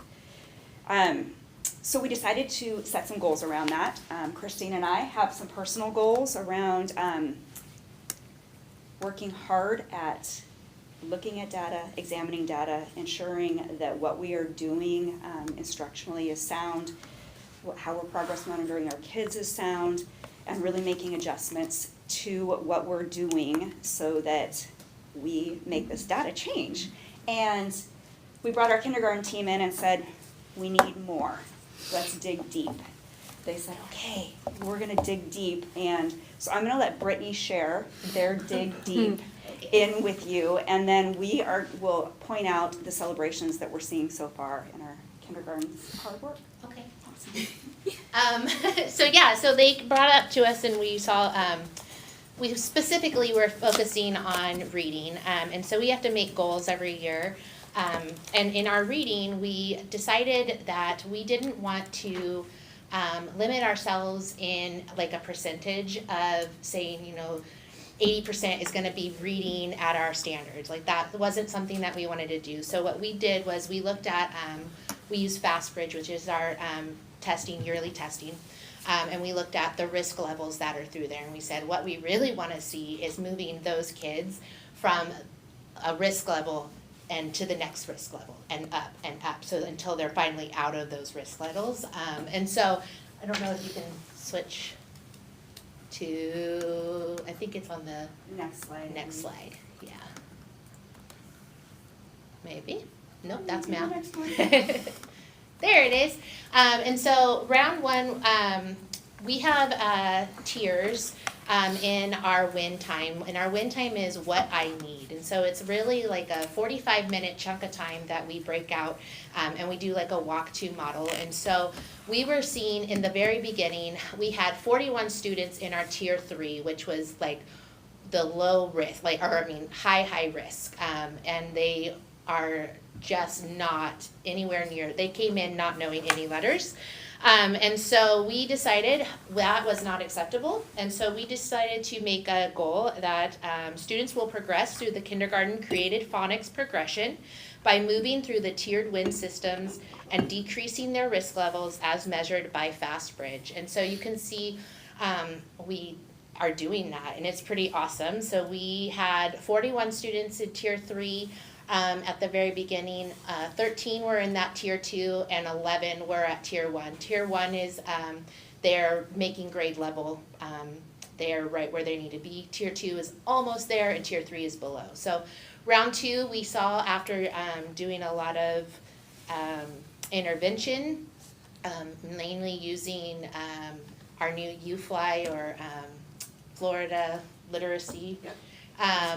Interventions that we really started to bring them up, and so our tier 3 was decreasing, and we moved them into that tier 2, which is great. And then by round 3, which was just our last one, we have now have 29 students that are actually above grade level for reading.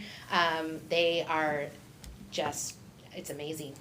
So we are definitely hitting our wins. We're moving them through those risk levels, and we're, yeah. It's been great. They've been just super focused in their work, and you can see they went and did this data all on their own. So proud of them. Jackie, could you go back just a couple slides? This is the reading data that I wanted to talk about for our kindergarten teams, and actually all of our teams. Our building goals are all based on ensuring that our students are making what we call typical or aggressive growth. Typical would be that year's growth. No matter whether they're of high risk, low risk, no risk, they're at least making a year's growth. We would like to see aggressive growth, especially for those students that have been identified with some risks. So as you can see, right here shows where we were in the 22 last year. This time last year, we were at, what is that? 37%, did I add it wrong? Sorry, 37%, and this year we're at 62%, making typical or aggressive growth. So this team's amazing. I'm super proud of them. We are super proud of them. They're kicking back end, and I have a feeling that we're gonna see some amazing scores at the end of the year. I also want to give some props. Brittany was also a TK teacher last year, which is our transition to kindergarten program. And our transition to kindergarten program entered in approximately into Belfair Elementary and Sandhill, approximately 40 students, I think. We kind of split them. It was kind of an even split. So we got a lot of kids that came in so ready. They were so prepared. So I think that it's not just them, because there's not just that many kids in this kindergarten classrooms, but it's the focus, hard work.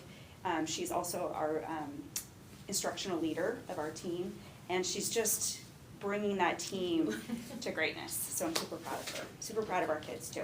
Good work. Thanks. Yeah. Any questions? I do. One, with that slide that you shared with the different rounds where you checked that, what was the spacing in? Like how many months had elapsed between those? Yeah. We do, it should be about 6 weeks. We do about 6 weeks rounds. And then we reassess and we come back together and do a data dive, see where the kids are at, and then re-separate them in there. And so, with our tier threes, we, had so many, there should be a smaller group sizing, so we had, 2 kindergarten teachers teaching that, as well as our, ML teachers and our, special education teachers, they also are considered tier 3. And then the next round, we saw so many coming, we actually moved 2 teachers to tier 2 and had 1 more on the thing, and then, now we have 2 tier 1 teachers, and 1 tier 2, and then 1 tier 3. So exciting. Yeah. I'm glad you brought up TK because I'm curious, how closely the kindergarten team works with TK and, you know, thinking about what they need to be learning so that they're ready for you guys. That longitudinal data, Yeah. yeah. So we follow a lot, I'm sorry. No. Go ahead. We follow a lot of the WAKIDS data. And so what we're doing, so WAKIDS is Washington State's Inventory of Developing Skills. And so it is 28 objectives that they come in and we assess every year. It should be done twice a year for TK, just once a year for kindergarten. It's our incoming. And so that is really what they're using as their like report card, if you will. And so it's kind of showing those standards of where they need to be. And so it should have in there for 4 or 5 year olds, which is the TK age, it's gonna tell them where they're at. And so kindergarten, yeah, we talk with them, TK teachers, to make sure that they're following and they're getting, it's a purple band is what I'm seeing in my head, but it's the purple band, so right where they need to be in their standards, so that they're ready to come into kindergarten, right where they're supposed to be, and then they can just keep going. We have 2 new TK teachers, and we actually, since Brittany has experience in it, she's their mentor too, so she Great. gets to work with them. Yeah, I adore Miss Williams. Yes. They're fabulous. So, yeah, I think that's amazing that you guys work closely together. I had another thought. Oh, just, you know, and you kind of spoke to this, like, you know, it's not just the TK kids that is showing up in this data. But when you have that mix, like that round 1, just how, I don't know if I'm just looking for commentary, but how with students coming in knowing no letters, students coming in reading, I mean, just like what is that like for you as a teacher to even? It's hard. Yeah, it's hard. And that's kind of why we kind of hit the ground going with that WAKIDS data. And so we take what the WAKIDS is showing us, which is really a lot of the, do they have the letter names? Do they have the letter sounds? Can they blend? And that's why we had to create a really mini tier 3s in that early intervention, is because we just need to hit it hard in that smaller group setting. And then, I mean, they just start taking off like rockets, right? And so then they're able to progress and then move in with their peers and then continue to grow. So we're not only teaching to the whole class and in one area where they need to be, we're able to do that tier 3 intervention and give them that extra support that they need to get back to their peers. I think one more thing that I want to comment on this team that I've noticed is that, you know, we want to ensure that everything that we're giving these littles is developmentally appropriate. Yes. And the word rigor is scary, especially for kindergarten. And I think it's an art and it's a fine line. Historically, for many years, a lot of the kindergarten growth goals were around ensuring kids had letter names and sounds. And there wasn't anything about if they have 2 consonants and a vowel, they can start blending and they can start reading. And that is that developmentally appropriate and writing and all these things. And I think that's the beautiful part about this team and Brittany leading it, is they believe that it is developmentally appropriate to start these kids. You can do it in fun ways. You can do it in engaging ways. And they're doing that. These kids are thriving. They're doing, as they're supposed to be reading at the end of the school year. Yeah. You know, having a It's goal of just exciting. doing that, that's pretty awesome. Yep. So, proud of them.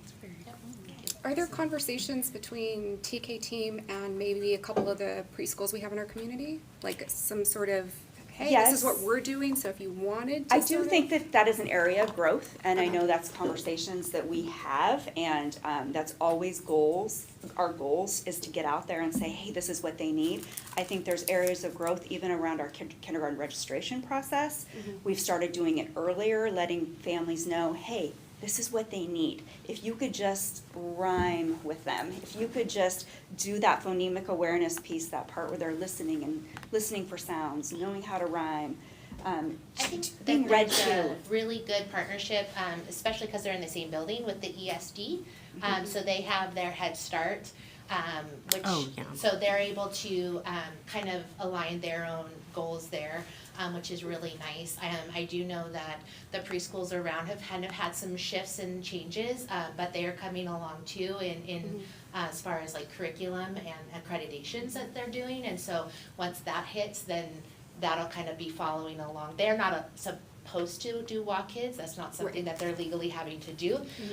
But the data or the curriculum that they're using is actually aligning to that Walk Kids, which is, you know, great. So then everybody will be kind of on that same page, which is really nice. Do we include in the data for, where does the developmental preschool fit into that? Do those kids get tested? That's a good question. Yes, we are working on that. A lot of those students have a lot of barriers. And Right. so there's processes we have to do to work through that. But that is, yes, something that is looked at. Do those kids enter Belfair Elementary? And Sand Hill. And Yep. they are included in? In this They're data. included Yep. in that Okay. data, yeah. Absolutely. Yep. Does Buffalo Elementary still do AM and PM kindergarten still? No, we haven't met for a long time. Really? Probably since Okay. you were there. That makes me feel old. Be bad. No, it is a full-time, full meal deal, yes. That was years ago. That was AM. Okay, well, thank you so much, you guys. Thank you guys so much. Very, very much. Brittany to be my son's. Right. And orange. All right. So, we've got a really big crowd in the room to do this next presentation. So I think are you starting, Kyle? Yeah. Okay. What's happening? Try to clicker today. Oh, the academic updates, though. Okay.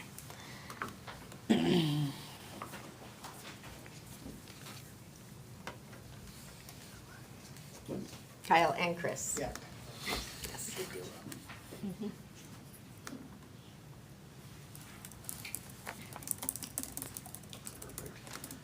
All right. So we have a big presentation today. It's our mid-year academic update for our K-12 programs. So we're just going to kick it off right away with just our refresh of the 100% district academic goals. We try to kick off each one of our meetings with the refresh of the lofty goals that we have set for our kids in the district. And right up there, we have 100% of our third graders reading on grade level. We look at this in a lot of different ways. Our FastBridge assessment that you just heard a little bit about from kindergarten. We also have some common formative assessments that could be used from the curriculum, as well as the Smarter Balanced assessment, which is the state assessment that happens in May. 100% of our 7th grade students meeting state standard on ELA and math SBA. So 100% of our 7th grade students meeting those benchmarks, meeting state standard on the math Smarter Balanced assessment and ELA Smarter Balanced assessment. And then 100% of our 9th grade students on track, 0% failures in core classes. And what we have identified as core classes are English language arts, math, science, and social studies. And that all kind of bleeds into the 100% graduation goals that we have. Real quick here, we have our 22-23, just where we were at to kick off the year on the Smarter Balanced assessment. You can kind of look at those scores and see that where we kind of end up is our average across the district in ELA is 34.6% of our students passing or meeting standard on the SBA, and then 27.7% in math. Just to put that in perspective for the state right now, it was 50.7% in ELA and 39.1% in math. So even the state sees a pretty good dip in math compared to ELA. And that's where we're about 16% below the state average in ELA and about 12% below in math. Oh, okay, so you just heard a little from the kinder at Belfair, I wanted to put up here our FastBridge assessment scores from the entire district. So we're going to take, from Chris and I's perspective, a look at the just overall district. So in this data set, you're looking at around 300 kids for kinder and first grade. And this is the last 5 testing cycles. So this goes all the way back to fall of 2022. And you can kind of see the lines right here. So the red on this one represents 0 to 19th percentile. The yellow is 20 to 29th percentile. The green is a wide range when looking at this in norms, is 30th to 85th percentile. And then the blue is the 85th and above in percentile. That line right down the middle is at 50th national percentile. So everything you're seeing right there is above the 50th percentile. So currently, our kids across the district in FastBridge early math, we have 44% of our students above the 50th percentile, and then in reading it's 27% of our students above that 50th percentile. Kind of shared out, but one thing that's encouraging, and I don't know if we've said it at the board level, is we have our updated WaKids, just how many of our kids came in on or ready for kindergarten. Typically we're right around 30% over the last several years.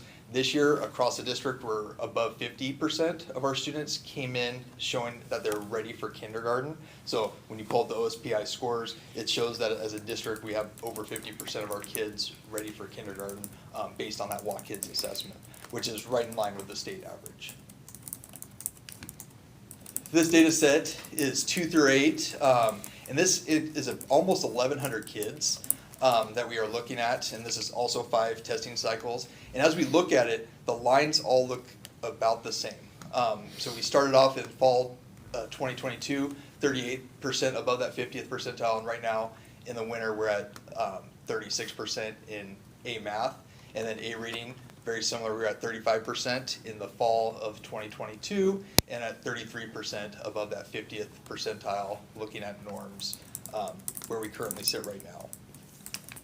I also wanted to point out a lot of the data that you're going to see today from the building level, we as a district really like to look at the norms when we look at those percentiles, but also we look at risk levels, and at the building level they're really going to look at the benchmarks and risk levels, so it's a little different look. This one's kind of tough to see, and at the very how this is it's a little different in how we look at it. So 0 to 15th percentile is considered high risk. 16th to 39th percentile is some risk. Low risk is 40 to 70th percentile, and then college pathway would be 71st percentile and above.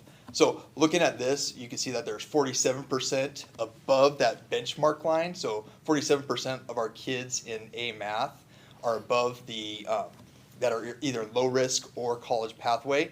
That's actually the 40th percentile line. We drew a line in that kind of marks the 50th percentile when looking at this particular data set. But our buildings will kind of show exactly why they look at it. That's what Jessica was talking a little bit with aggressive growth and typical growth.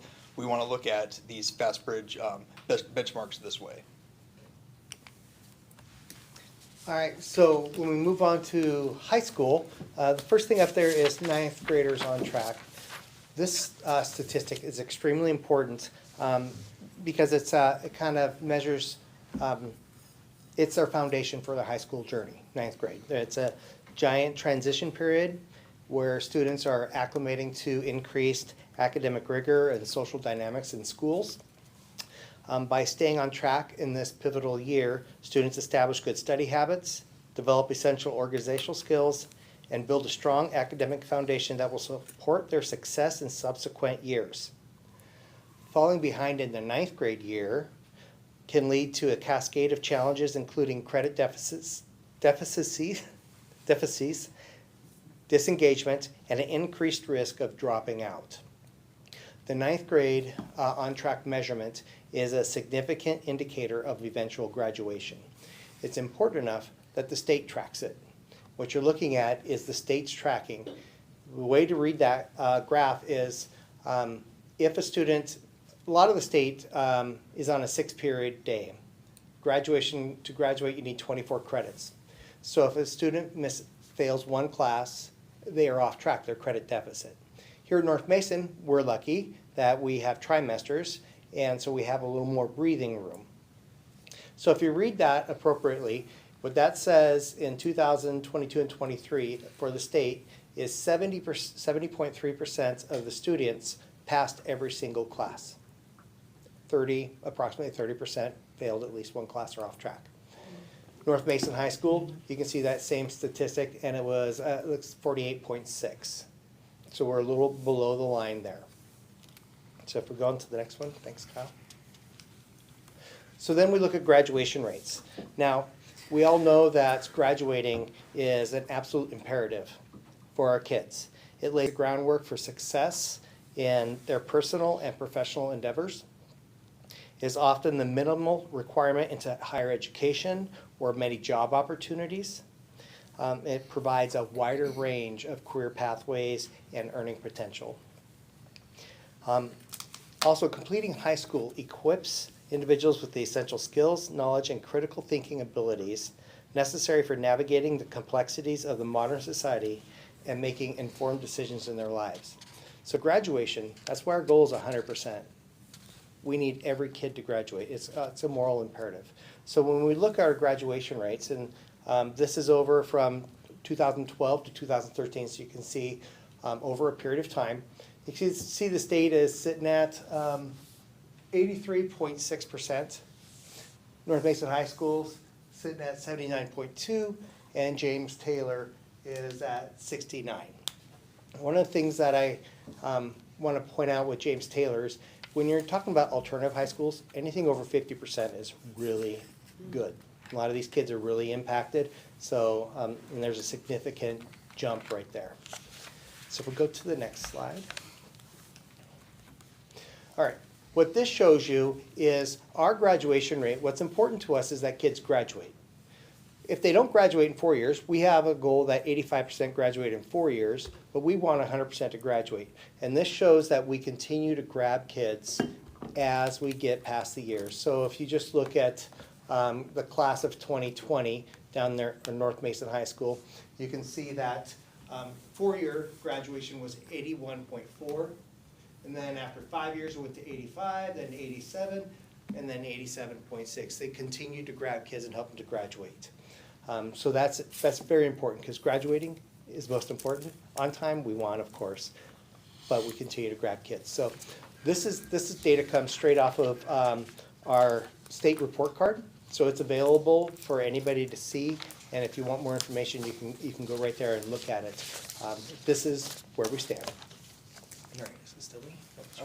So we just threw out a lot of data that we are currently at right now, and we have some action planning just as a district of how we want to attack some of this information. So we've already started in our K-8 looking at that flat and modest growth that you'll hear a little bit more about from some of the schools. But we've already had the teachers really take a hard look and spend time together. We had all K-5 teachers together, so Sandhill and Belfair, working together in their flat and modest growth on the FastBridge assessment, and really starting to, what we're hoping is build some action plans around how to support kids that are making that 0 to 39th percentile growth. So the growth that we currently do not want to see from, we want to see, that aggressive growth. We want to see the 70th percentile or higher.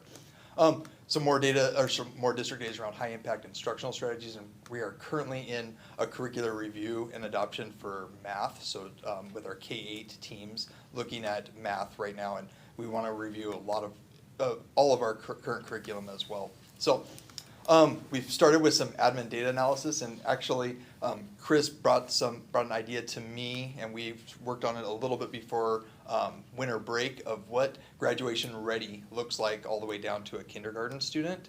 And so we've worked hard to create some thresholds, and we just hit the tip of the iceberg with our admin team, looking at what graduation ready would look like for a kinder, first, second, all the way up to an 8th grader, and start building these thresholds of what it would mean to be graduation ready. So we might have some cool data by the end of this year to really dive into as a team.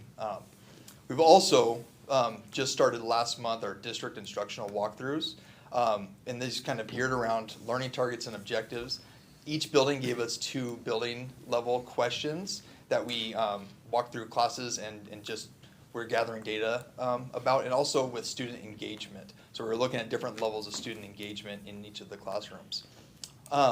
We've also started with some special education professional development. Our admin team had already received some information and PD around monitoring progress and progress reports for special education students.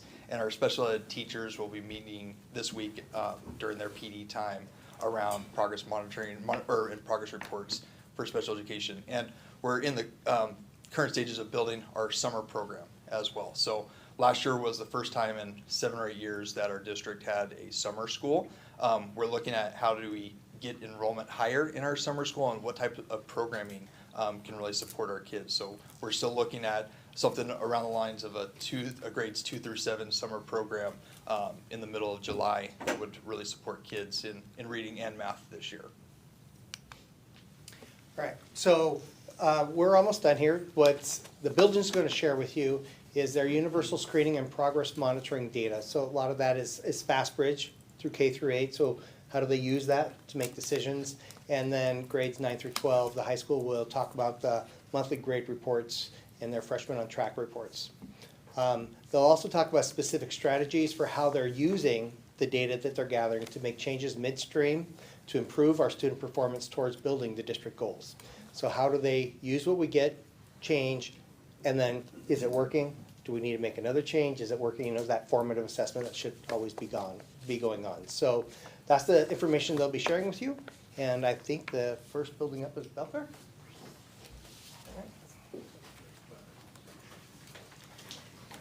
We're back. We will not introduce ourselves because we already did that. So we're gonna hop in. We start with goal 1. We're just gonna refresh what we set at the beginning of the year with our school for reading. In partnership with all stakeholders, 100% of students will make at least a year's growth, which is typical, in early reading or A reading as measured in the spring FastBridge data. So what we're showing you today is winter data, of course, because we haven't got to spring. But you can see over there down in 2022-23 for early reading, K1 was last year 36%. And 2.5 for A reading was 70%. So 36% of our kids made typical, a year, or aggressive growth. And 70% of our students in A reading, which is our second graders through fifth graders, made 70% of them made typical or aggressive growth. As you can see, that early reading K1 was awful. And that's why we had to focus on kindergarten. So right now, we're very proud of the growth that we're making. Currently, we're at 45% in the winter. So we are above where we were in the spring, which is awesome, in reading for K1. And we're at 63% already for our winter trajectory for math. For reading, sorry. Math goal, it's the same verbiage at the top with the typical or aggressive growth. So if we just go down and look at early math, which is K1, they were at 64% making typical or aggressive growth last year. And second grade through fifth grade made 49% growth. And we have it set for 100. It's all yours. Yeah, so set for 100, and we are very excited again at our scores in this winter. We are already at 70%, which is fantastic, in early math, and 65% for 2 through 5. So we're excited. We're excited for spring. I'm just gonna make a focus right there. At the bottom, we have an additional goal at Belfair that we're still focusing on those higher sum risk students, but we're not able to get that data until spring. So if we share out at the end of the year, hopefully that will be. We really want those kids that are of high risk making that aggressive growth. That is our goal through our intervention systems. Work through those tiers. Yes. So some of the things that we've been focusing on to create this growth and continue to try to reach our 100% is really meeting with our teams. We do, Brittany described our data dives. Every 6 weeks we come together with our teams and we say who's growing, who's not, why are they not growing. We've been really putting a focus on Tier 1. Tier 1 is that first layer of instruction. It's what all kids get. It's that core instruction in the classroom. and how can we tweak our tier one to ensure everybody's engaging in it. So having really crucial conversations. When we were looking through our data, we noticed that a lot of the kids that were not making growth or making flat growth this round from our fall to spring were our higher achieving kids, which was very interesting. So we had a lot of conversations around what are we doing then to support them? What are our highly capable kids getting in the classroom to ensure they're making growth? What are they doing during our win time, during that focus time in those classrooms where they could be doing extension work? So we had a lot of conversations around that, and we'll continue to do that. Again, do our data dives every 6 weeks to really look at our systems of support and making sure that we're hitting all our targets. This year, we took one of our ML teachers and we have designated a portion of her day to go in and see in that tier one classroom environment, what are our ML students, how are they accessing that core, and what can she do to support them to get access to that. So that's been a change that we've made this year. And we're seeing a lot of teachers liking that support because she's able to come in and say, hey, let's try this GLAD strategy, or let's do some things to help our that population access what the instruction they're being delivered. Along with that, we are running a UDL book study, making sure that our lessons are universally designed, and GLAD Breakfast PD, which is just supporting teachers in creating GLAD strategies in the classroom to support all kids, but specifically our MLs. And then again, we revert back always to our building commitments, our blueprint. What did we say we were gonna do? Are we doing it? And if not, what do we need to change to make sure that that happens? Any questions? I was gonna ask, how's the turnout for the breakfast study? Are you getting Yeah. pretty good response That's a from good all question. grades, or? Yeah, and I'm surprised. Unfortunately, super sad, I haven't been able to make one, but the feedback that we're getting is fantastic, and what the teachers are really liking is that they have an opportunity to come in and create. When you gladify units of instruction, it takes time, and it takes, time. So they're loving the time, they're loving the ability to have conversations about that, to learn from Amy, to learn from their peers. Our ML team is also taking 5 minutes out of each staff meeting and doing a GLAD strategy to refresh everybody's brains or teach. So I think it's well, I would love to see it grow. Which we obviously. even have TK teachers come over and Yeah. join in as well, so that's really nice. I see them a lot more in the lower grades right now, up to third grade. Yeah. But the more we're out there and the more they hear it, then they come. Yeah. Yeah. Okay, thank you. Awesome. Okay, thank you guys. Thank you. And Sand Hill Elementary is up.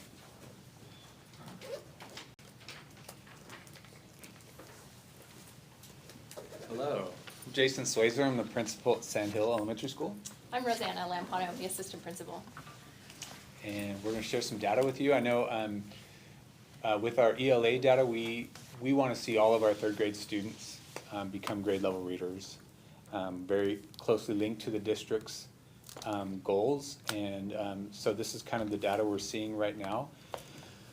Is that 34% of our students in winter are at that point, and we saw a dip in that from fall. But this is a long-term goal. We want to see incremental steps that lead to that 100% by the time they're in third grade. And then for grades 2 through 5, we kind of see what's happening at our school is we're seeing kind of that stagnation. So we're really diving into our action steps and trying to improve some of those areas as far as getting kids to grade level by third grade. If we look over here, this is our math data and goals. So with our ELA, what you saw there is we were focusing specifically on like the individual scores of students, or that change from fall to winter. What you're looking at here for our math goal is we're focusing in on that growth of students. And so we're wanting, again, we're aiming at that 100% of students. We want them to be showing gap closing growth if they are a student who is identified as below grade level. So those are our high risk students. And we also are including our students who are receiving special services and multilingual learners as well. And then for those students who are at grade level or above, we're wanting them to show typical growth or above. And so you can see our K and 1 early math there. We've got 30% of our students are showing typical growth there in the K and 1 levels, and 23% are showing that aggressive growth. So we have some work to do in that area. And again, like Jason mentioned, we're going to be leaning into our action steps.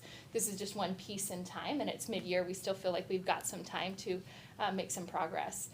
Within this 2-5 here data here, you can see that 36% of our students are showing that typical growth, and we're seeing 22% of our students are showing the aggressive growth. For the slide right before that one, do those colors correspond? So I'm a little bit confused that it's high risk, some risk, low risk, college pathway.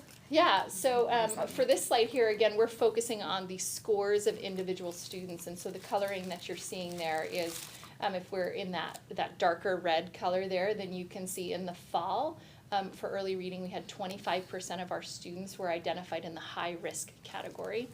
And in the winter, that number increased up to 32%. Okay. Typically, we want to see those decreasing. And then if you look at the low risk or the college pathway there, then we can see 41% started in the fall, and then we're seeing 34%. How do you determine college pathway? What does that Yeah, mean? that's the individual scores of students, and so they're 71 percentile or above. yeah. Oh, interesting. And then if we look over here at our reading data, this is specifically growth, and so you'll see that Math data, yeah. yeah, that math data here, and we're focusing specifically Right, on like the darker red is they're showing no growth. And then if we look up at that aggressive pathway or the purple colors, then Yeah, that's that makes typical. sense. So yeah, so for reading some of our action steps that we planned and we're gonna implement and continue to implement, is we're gonna establish more consistency in grade levels related to progress monitoring, and ensure that all grade levels are using appropriate progress monitoring, the same progress monitoring tools, and that students in performing categories are being monitored at a consistent basis. So we wanna make sure that our students who are in the at-risk category are being progress monitored on a weekly or bi-monthly basis, making sure that we are really staying on top of their weekly or bi-weekly progress towards those goals. And we're gonna use data dives every 6 weeks. We get together as a grade level and dig into our student data, and we move kids around into our what they need, our win times, to get them the exact intervention they need for their specific level, for their specific skill level. Provide training to staff related to students of concern process. So this kind of ties into the next bullet as well, but our tier 2, 3 meetings that occur weekly on Wednesdays, we get together and teachers can submit students of concern, and we go together as a team and dig into how can we better serve the student, how can we reach out to the grade level teacher, provide them support, or whatever that may need, but really dig into that and further systematize that process. And then focus on our commitments identified in our blueprint, as well as address attendance concerns quickly and increase student time within the building. That's important. And then we also have established learning walks for our teachers to go visit other classrooms to see what they are doing and share those skills amongst each other. And what you'll see within math, there's a lot of similarities across the board. Jason and I are really focusing in on that whole child, identifying, what do they need specifically within the classroom to help them be successful. And so we're using that tier 2, tier 3 process where teachers are submitting names of students of concerns. We have a variety of individuals in those meetings who are participating in that. Our SPED teachers, as well as psych, as well as those who are heavily involved in the behavior with students around the building, and then Jason and myself. And we all meet together to review students, review data, and to make some really informed decisions about what they need in the classroom. In addition to that, our consistent message throughout the building is leaning into our staff commitments, leaning into our blueprints. And Jason and I are trying to be responsive to the needs of teachers and helping to support them at that tier 1 level. So that way they can support that whole group instruction. And then we have our win time, which is supporting students at their individual skill levels, what they need. And then we have that student of concern process for those students who may need something additionally, so we can better support them. What we also discovered through our time this year is there was some inconsistency with our staff around, what exactly should that progress monitoring look like for students? Because, you saw our FastBridge data, which takes place 3 times per year. While that's a good, helpful piece of data, it is not a clear picture of what's currently happening with those students. And so progress monitoring data gives us that more real-time picture of where they're at and what they need. And so because there was a little bit of some inconsistencies within that, then maybe we were not being responsive to the needs of those students in a timely manner. And so working with our staff to really help them to understand when we should be progress monitoring, and are they choosing an appropriate progress monitoring tool, so that way we make sure that we are really focusing in on the skill that these students are working on, and then assessing their progress towards that skill and being responsive to that. And then, like Jason mentioned, we are also doing those learning walks in math as well. The learning walks have been great for teachers. We do it 1 time per trimester at a minimum, and then if teachers are requesting additional time, they can do that, and they let us know, is there a teacher or a subject area that they would benefit from some additional learning around, or if there's a teacher in the building who has really strong teaching strategies related to GLAD, for example, then providing them with an opportunity where they can watch and take notes. And then that's also a good community building process, because we are providing some positive feedback to that teacher related to all of those, we call it awesome things that we saw them doing within the classroom. So creating some more community building within that. And then one additional step, which I kind of talked about but didn't exactly state here, is last year we did not have a walk to math in place. And so this year we have started a walk to math, which is similar to our ELA, where students are moving around the building to get the skills that they need. What we identified with our teachers at the beginning of the year when we attempted that process was that they were struggling with what should those math interventions look like, and in addition, what are the tools or resources that we have available to teachers so they can better support their students in math. And so we've worked closely with Savannah Elliott, who is great, and she's been providing training to our teachers related to some of those math interventions. We have Equip and Affirm through Eureka, which is also a helpful tool, and so just working with those teachers. And then if there's individual teachers who are maybe struggling with identifying specific progress monitoring tools related to math, then we're working with them and helping them to find a tool that they can use to better monitor their students' progress. Any questions? Questions? I think you explained it, but so for the math, or for the walks where the teachers are learning from another teacher, so they have mentors or kind of teachers to go to look for as an example, that's kind of pre-identified? Yeah, so let me talk to you about that a little bit. At the beginning of the school year, Jason and I, we said that we were going to keep that within the grade level, and so a 5th grade teacher, for example, would have an opportunity to visit ELA core instruction for another 5th grade teacher within their grade level. And some of the feedback that we got from staff is that they would appreciate the opportunity to go to other grade levels or to connect with a teacher who maybe has a skill area. And so what that process looks like is Jason or myself will supervise that teacher's classroom while they go to a classroom of their choice. So they'll tell us, hey, I'd love to go see Mary Dimon in 2nd grade. And then we work with that teacher. One of us as an administrators goes with that teacher into the 2nd grade classroom or the classroom that was selected, while the other one is supervising that teacher's classroom during that time. Does that answer your question? Yeah, thank you. Gives us a great opportunity to be in the classroom as well. Yeah. And with our sub-challenges right now, it was kind of like, this is something we wanted to facilitate, but we had to do some out-of-the-box thinking to figure out how to make that possible. Super cool. Very good. Thank you. Thank you. Thank you. Thank you. Thank you. All right, Hawkins Middle School.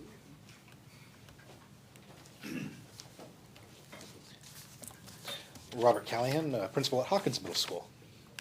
To start off, shared our academic goals for the year, and we're modeling ours under the district example of 100% of our students. So we are looking at having 100% of our students reaching success in ELA and in math by 2029. We know it's a step process to get there. We're currently in the 40s range in both areas. So you can see kind of a step expectation each year. By the end of this spring, looking at the Smarter Balance, we want to see at least 50% in both of those so that we could be on track to reach 100% by the 2029 date. Currently, this is not Smarter Balance, obviously. This is our interim FastBridge assessments that we're doing from the fall to the winter. They don't necessarily correlate exactly to the Smarter Balance, but it is our growth goal of seeing our students improve over time throughout the year. As you can see in the area of math, that we were actually from fall to winter saw kids more at risk as the year gone on. So looking at this data, the teachers really have to look at a little bit deeper of where are we seeing the struggling for the kids and identifying kind of the areas that aren't seeing growth. And that sometimes takes us back to looking at what standards are we currently teaching and focusing on that are being assessed over time. When we look at the reading, it's pretty similar, except for with 8th grade where we did see a little rise. Again, it's coming back again to looking at the standards. What are the standards that we want to see the kids being successful with? Are they correlating with the Smarter Balance that we want to see the scores with at the end? And how is FastBridge informing us towards that goal? And if it isn't informing us, then what are the other classroom-based assessments we're using to determine that growth over time? And that's where our main discussions have been in looking at this data over the last month, of trying to see where we're not seeing the growth we want over time.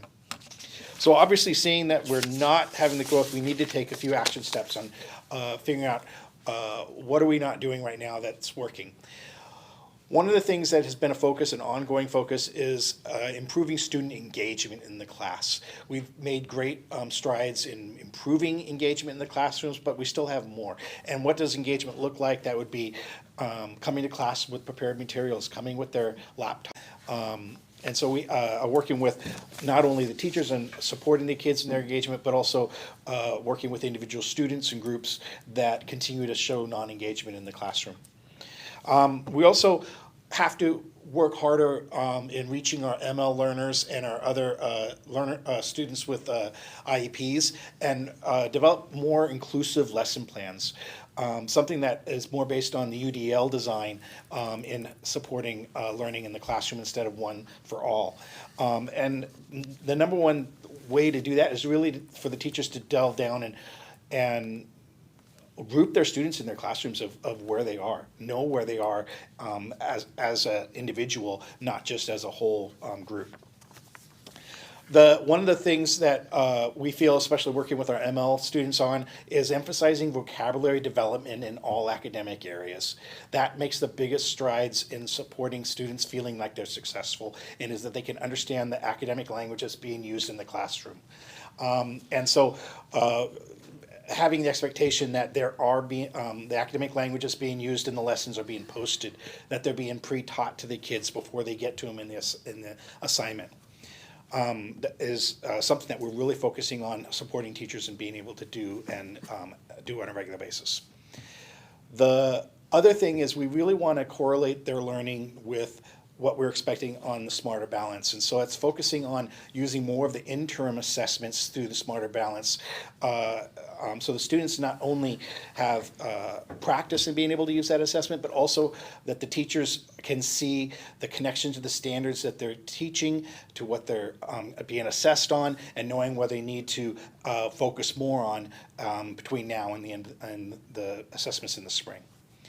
And then using their PLC time on the Wednesdays to really take that data around the interim assessments and making their Tier 1 adjustments to their lesson plans to focus on those strategies over time.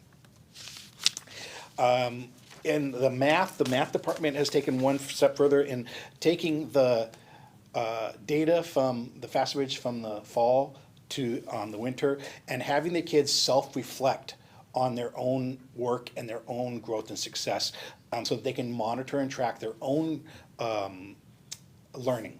And that way kind of build a little bit more determination in seeing growth and helping them see that they can be more successful and grow over time. We feel that will be a big change in their engagement in the classroom and also in the results that we'll see on the assessment. And then last, coming back to our agreed upon blueprints, making sure that teachers are following the expectations of instruction in the classroom as we've laid out in the blueprint and common agreements at the very beginning of the year.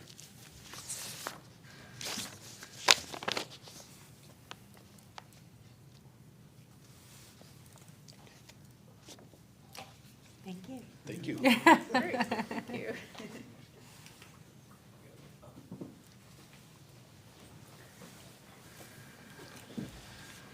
Aaron, you gotta wake up. Getting paint on and he will be. Yeah, up there yawning. Good evening, board. My name's Chad Collins. I'm the principal of high school. I'm Steve Hackett. I'm the assistant principal. And we're here to update you on our academic goals. Okay. Try a different one. There you At the beginning of the year, in October, we presented our goals, ELA goal, math goal. Those center around the SBA. High school has a different monster when it comes to collecting data. We won't get updated scores until the end of the school year. So we're going to talk a little bit about our what we focus on throughout the year. We focus on grades, grade distribution, failure rate. Pretty hard with our teachers. This next slide. Yeah, as our failure rates, this is kind of what Chris discussed here. This is something we look at every month that we take to our build team, our building leadership team with all of our department heads. And then they take it back to their departments every month to go over this stuff. And so, again, the freshmen, one of the big goals is you want your freshmen on track. You don't want to see it. So this one, you want numbers to be really low. And so all classes are pretty consistent. You'll see we started in September on the blue there, and they're a little bit high, and then they kind of wake up like, oh, this is serious. I got to get going here a little bit. And then the real one that you focus on is the green one, because that is the end of our trimester. That's when grades are done. So you see people that's kind of red is parent-teacher conferences, so you see that helps a little bit. And then definitely when grades are due, you see that number come down. So that's, if you look at our freshman number, that is 14% of freshmen have failed the class. So that'd be 86%. For Tri 1. For Tri 1. And so that's something, again, we review that every single month and go over that. And then we also look at, this one just is when you pull it for the month, and then we look at grade distribution for when the grades are actually push send on the report card on the transcript and see what those numbers are. And that we also take that, it's broken down by every teacher, all four classes that they have, what percentages they have. We take that to our building leadership, and then they go back and discuss if we see anything, what do we got to do. There's discussions had with teachers, hey, you know, we see this number, what's going on? Let's dive into it a little bit. And so that's just an example of the data that we look at monthly. Our ultimate goal is that the blue bar at the start of the try, 1 month into that try, we need that to be down. We know that's our charge, and we're charging our teachers with that. And we're talking about what we can do. And the power of the Wednesday collaboration is if there's a teacher in a department that's kicking butt at it, we need to learn from that teacher. What are they doing? So learning from the experts in the building to get that blue bar down.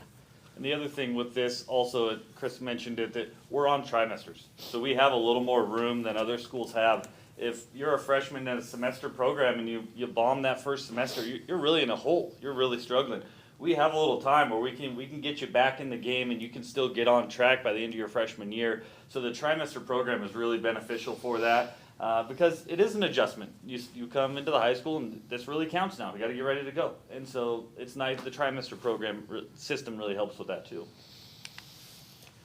Some strategies that we are using in our building to achieve these goals. Many of you have heard, I don't know, the new members. We're an AVID school. AVID is a career and college readiness program. We're in year 5. About 6 or 7 years ago, Dana was pushing me to have our school enter this AVID world, and it was the best thing we've ever done. I still feel to this day it's some of the best PD our teachers can receive, best PD Steve and I have received. Emily is an AVID product. We signed a group of teachers up to go to the Avid Summer Institute today in July, which is pretty exciting. So we model Avid strategies at staff meetings every month. All our students have an Avid binder. They're organized, classrooms and homeroom. They can do binder checks, make sure kids are organized. A big part of Avid is having an EQ, an essential question, posted on the board for every period. So the teacher puts the essential question on the board, so when a student walks in, when Emily or Aaron walks in, they know what the learning target for that day is. And the teacher should explain where they're going. They should check in throughout the period, do a little temperature check, formative assessment, make sure they're on the right track. And a big part of the Avid program is a tutorial. We have an Avid elective class for every grade level. Grades 9, 10, 11, and 12 have a group of kids that are specifically in that Avid elective class. Going building wide, we're trying to push out Avid strategies in all the other classes. So the tutorial, I've had this vision for a couple years, and a tutorial is a student walks into class and they fill out a form. It's called a POC, point of confusion. So Emily might walk in and she's struggling in Algebra 2. And she sits down with her peers, and her peers go through this protocol asking her questions. Teacher just stands back and watches. Have you checked your notes? Have you done this? Have you done that? And it's just some dialogue. It teaches them how to be a better student. And then carry this over into college, the workforce. So my vision has been, I would like to see tutorials happen in not just our Avid elective class, but all of our classes. I actually say that after doing in the staff meeting, Miss Hovland, because I'm an AP, I struggle in her class, and taking my tutorial in my Avid class doesn't really help me because they're not in AP. So Miss Hovland, I messaged her after Tuesday. In the Wednesday after the staff meeting, I actually performed my tutorial in her class with my classmates in my AP class, and because they were the ones that could actually help me. My AP or my Avid class tries the best. That's awesome. But I personally messaged Miss Hovland. She's like, yeah, and we met in the morning. I gave her my TRF that I already filled out, and it really helped because I got help from the peers that I needed help from. That's cool. So 2 weeks ago, this picture Yeah. is at our staff meeting. One of our Avid elective teachers, Miss Olson, bribed 5 students to come into our 7:15 a.m. staff meeting, and they modeled a tutorial for our whole staff. Okay. And it was incredible. You'll see the student up there has the whiteboard, and I think that's a key part. You write out your questions, and then you go through it with what your peers are saying to you, even if you know the answer. If you're going through math, and I know the answer, I can't tell you what it is. Hey, have you thought about looking this way? And the questions make the student drive it. And so that's awesome to hear that AP can use it, because that's been the push the whole time. What we've heard in these lessons is, it doesn't matter what the class is, you can use it. And so to hear that AP had one, that's really cool. And the teacher really wanted me to do it. She was like, that seems like a lot of other kids are struggling too, so it's like, just model it and show the other kids that it can be done. Well, and it's great feedback for the teacher, because if all of a sudden 3/4 of the class is struggling with this one section, I missed on that. Let's go back and bring it back. And so it's powerful for everybody. It could be a really useful thing. That is really cool. Thank you. Very good. I have a question. The failure rates, you have it broken down by grade, and I'm sure there's other breakdowns that you have, but is there any disaggregated data of maybe the graduation pathways? So the ninth grade, the high school and beyond plan, they're encouraging to start it in 8th grade or even earlier, as you were mentioning.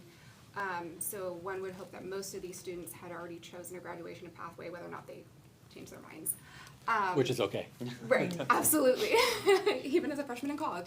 But I guess I was just thinking, I wonder if some students don't see whatever, how can I verbalize this? Whatever plans they have after high school, if they don't think it necessarily translates academically, like they're just going through the motions. I just need to pass however many classes I need to pass to get that diploma, and then I can move on with the rest of my life. Sure. So I guess I was just wondering, is there patterns in maybe students who've chosen one graduation pathway, those are the ones that we're seeing with a higher class failure rate, or is it just like a mishmash? Oh, I There's see what you're saying. No correlation No at this point. correlation? No, Okay. no, because pathways are still so new.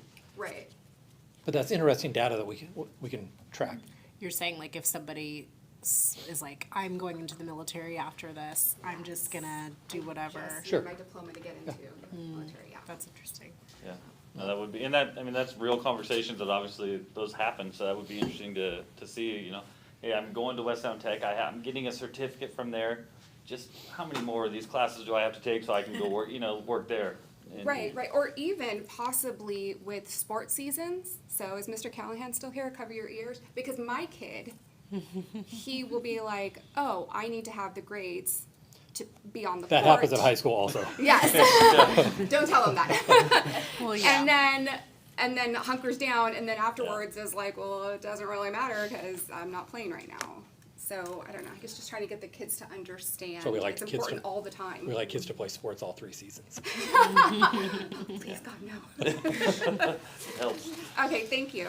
Thanks. Thank you. Thank you. Thank you very much. James Taylor. Yes, I'm stepping in for Lexi All right. and gonna cover the alternative program. So I will not do as good of a job as she would have done, but we'll still go for it.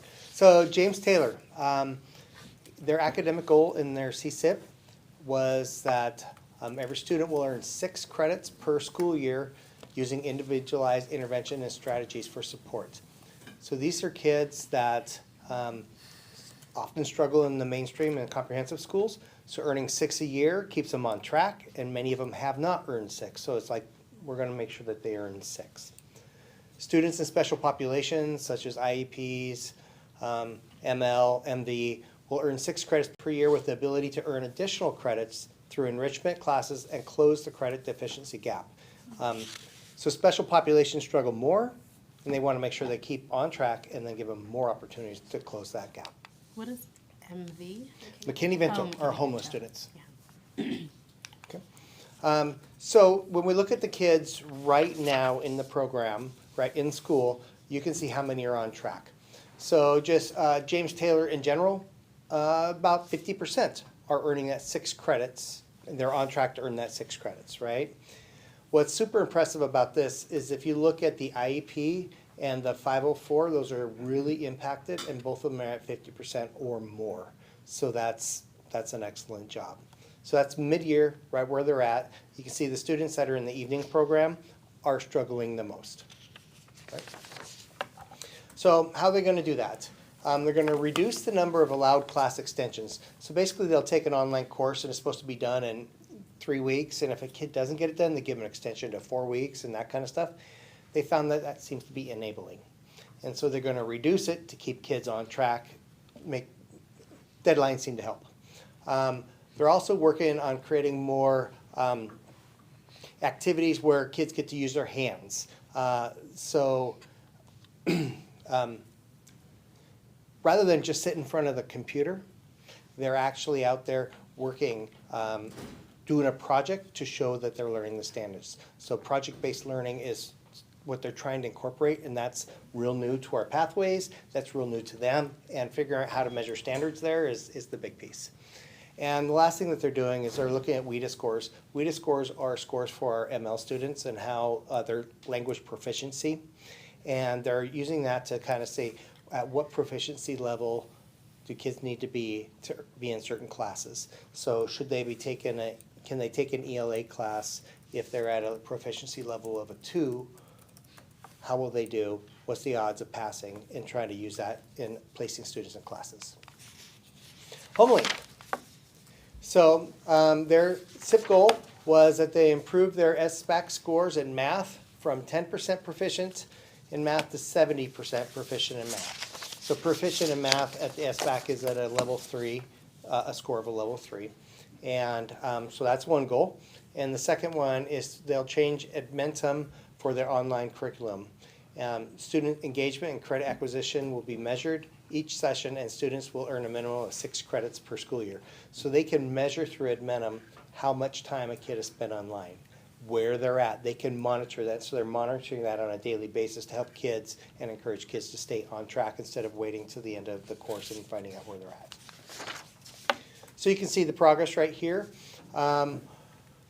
Kids that are not a special population, you can see that they are passing a little past, 50% are on track. Special populations are struggling more to be on track. And so they know that, and so they're gonna be addressing it. Here's the action plan. First, that math goal. They created an Algebra 1 class that was in person, it wasn't done online, so it was done in person, like brick and mortar, like the comprehensive high school, and 90% of those students passed that. And so now they're creating a geometry one after spring break, to have kids in there too, so because they want to increase the pass rate for the SBAC and math. Students who struggle with online learning have been moved to in-person learning, so they're monitoring, and if somebody is not engaging and getting it done, they're saying, well, you gotta be back in the building. We're not gonna let you just sit at home, be on the internet, and not keep up, because that just keeps digging the hole. And the third one is they're looking at the WIDA scores, the minimum score that kids need for online learning. So what's that lowest level that they'll be successful online? Because if their score is too low, we want them in person because we need to give them that support. We're not gonna let them go home and have a language barrier preventing them from learning. So, sorry, when do they take that those WIDA tests? Within the first 10 days of school, or first 10 days that they get here. It's the first month of school, and then. It's currently right now. So they do the When they screening- first The get here, screener, right. yes. When they're a brand new student, it's right off the bat within 10 days. Okay. But they're doing the screener right now, which will give us the data, so we'll be able to help placement for next year. Okay. And HomeLink, like in general, it's more or less self-elected. People have chosen to be in there, so it's interesting figuring out that some of these folks need to be in person rather than HomeLink. That's interesting. I think that's a balance, sometimes kids think I learn better online. And parents want them to learn online because there might be other things going on. In life, And so, hey, let's give it a go. Right. And then they're saying, well, this is working or this isn't working, and then making some decisions about that. Yeah. It's good that you Because guys what we're are. not gonna do is just let a kid sit at home and dig Yeah. deeper and deeper and deeper. Those course corrections. Yeah. I want to circle back to something you said earlier. I appreciate the statement you made about James Taylor's graduation rate. So first of all, it's like almost doubled, which kudos to them. But secondly, my experience has been that a lot of people look at graduation rates for non-traditional schools and they look at them and they criticize them because they're oftentimes lower than the comprehensive schools in the district. And my belief has always been that if that space didn't exist in a district, because not every district has that, if that space didn't exist in the district for students that need it, then the whole district's graduation rate would be lower.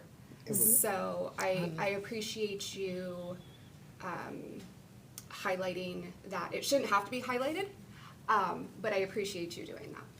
Traditionally, we put everybody in the comprehensive schools. And then we notice when they're struggling, and that's typically then when they start looking at alternative environments. Why are they struggling? Schools do interventions, they support them as much as they can, and then it still might not be working. Then we start looking at alternative options. Maybe they learn different, they need to be supported different. Maybe they need to be working during the day and need to go to class at night. And rather than dropping out, here they are, but I go home at night, I don't wanna do my homework either. So, we can see why it's struggling. But yes, 50% and above is very good. Thank you. I think that's the end of all of our academic updates. Do you have any questions for anybody else? And it was a long haul. Thank you. Thank you for you, listening to us everyone. talk. Thanks.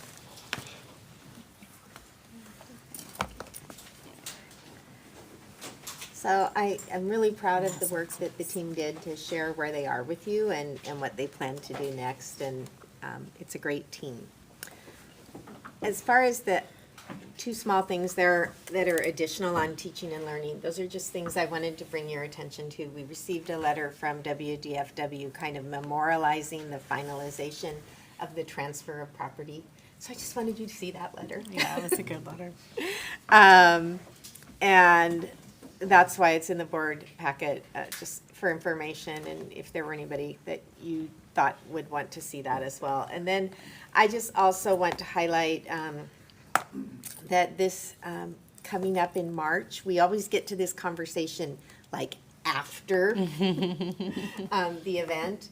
But the week of March 18th through 24th is set aside in our state to recognize school retirees as School Retirees Appreciation Week. And certainly in our schools, we see a lot of those retirees back as volunteers, as substitutes, as coaches, in all sorts of ways, supporting our kids in our community. And it really is important to highlight their participation before they retired and after they retired in our schools. So we did include the governor's proclamation in advance this time to talk about Retirees Week and to read it aloud to the community. Whereas Washington State recognizes the accomplishments of all retired school employees, and whereas it is important to acknowledge the value of educating and assisting retirees in meeting the special challenges retirement brings and work to improve their general welfare, and whereas school retirees and organizations like the Washington State School Retirees Association aid in advancing education by supporting high educational standards and often provide grants to our teachers for things in the classroom. And whereas school retiree organizations such as the WSSRA promote group and individual involvement in charitable projects and activities, sponsor scholarships, and maintain interest and participation in education and community activities, and whereas retired educators are encouraged to remain active in the education profession through volunteer activities associated with learning, now therefore I, Jay Inslee, Governor of the State of Washington, do hereby proclaim March 18th through 24th, 2024 as School Retirees Appreciation Week in Washington. And I urge all people in our state to join me in this special observance. And he actually signed that way back in October. But I do just want to highlight our retirees are so important to our schools, and they do so many things to help our kids and our community, and we really do value them and like to see more of them there. So thank you. All right, and next up is Dan. Yeah. Hello and good evening. I'm Dan King, Assistant Superintendent of Finance and Operations. And I am pleased to share with you our budget status report for a month ending January 31st, 2024. We're going to begin with the other funds, with our fund balances, beginning with the Capital Projects Fund. The fund balance at the end of January was $124,147. That is a decrease of $70,345 from the previous month. And that's due to a couple capital purchases. One was a dishwasher that was installed at Sand Hill Elementary School over the summer. We just paid the invoice on that, $48,000. And a fan motor and blades in the Hawkins Middle School kitchen, that was $25,000. So we use our capital projects for those major purchases. Debt service fund, our fund balance at the end of January was $673,367, an increase of $13,771. The ASB fund balance at the end of January was at $424,475, a decrease of $18,146. And our transportation vehicle fund ended January with $337,979 in the fund balance, an increase of $1,493. Now let's take a look at enrollment. Now this is our February enrollment, beginning of the month. So let's scroll down a little bit more, please, Jackie. I summarize in the table below. So our FTE, our regular FTE, this does not include our TTK, was 2,282.18. That's an increase of 13.34 FTE over the previous month, over January's. And our TTK enrollment was at 32. That's a decrease by one student, one FTE. The total FTE combined was 2,314.18. The average for the year, if you take out September, and the reason I take out September is because Running Start is included in our FTE here, but we didn't count the Running Start in September. So if we take out September, the average across the year so far is 2,277.16, which you can see on the top right in the graph.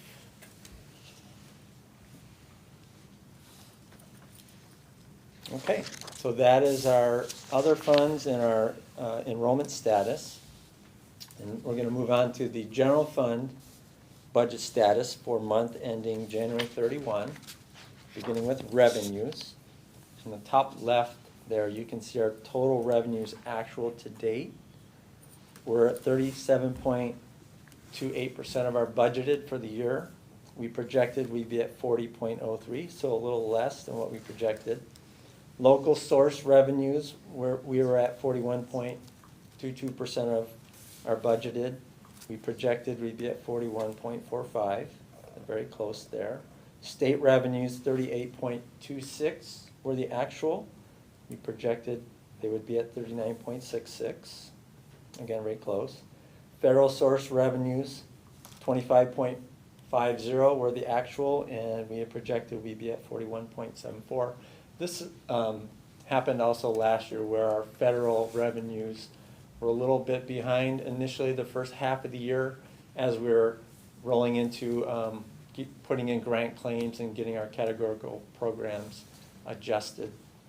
So we'll see those catch up, and we'll see the percentage increase as we continue on through the year. If I can interrupt for a second, Dan. Yes, please. Part of that, what that came out of as a result of a change in how OSPI is approving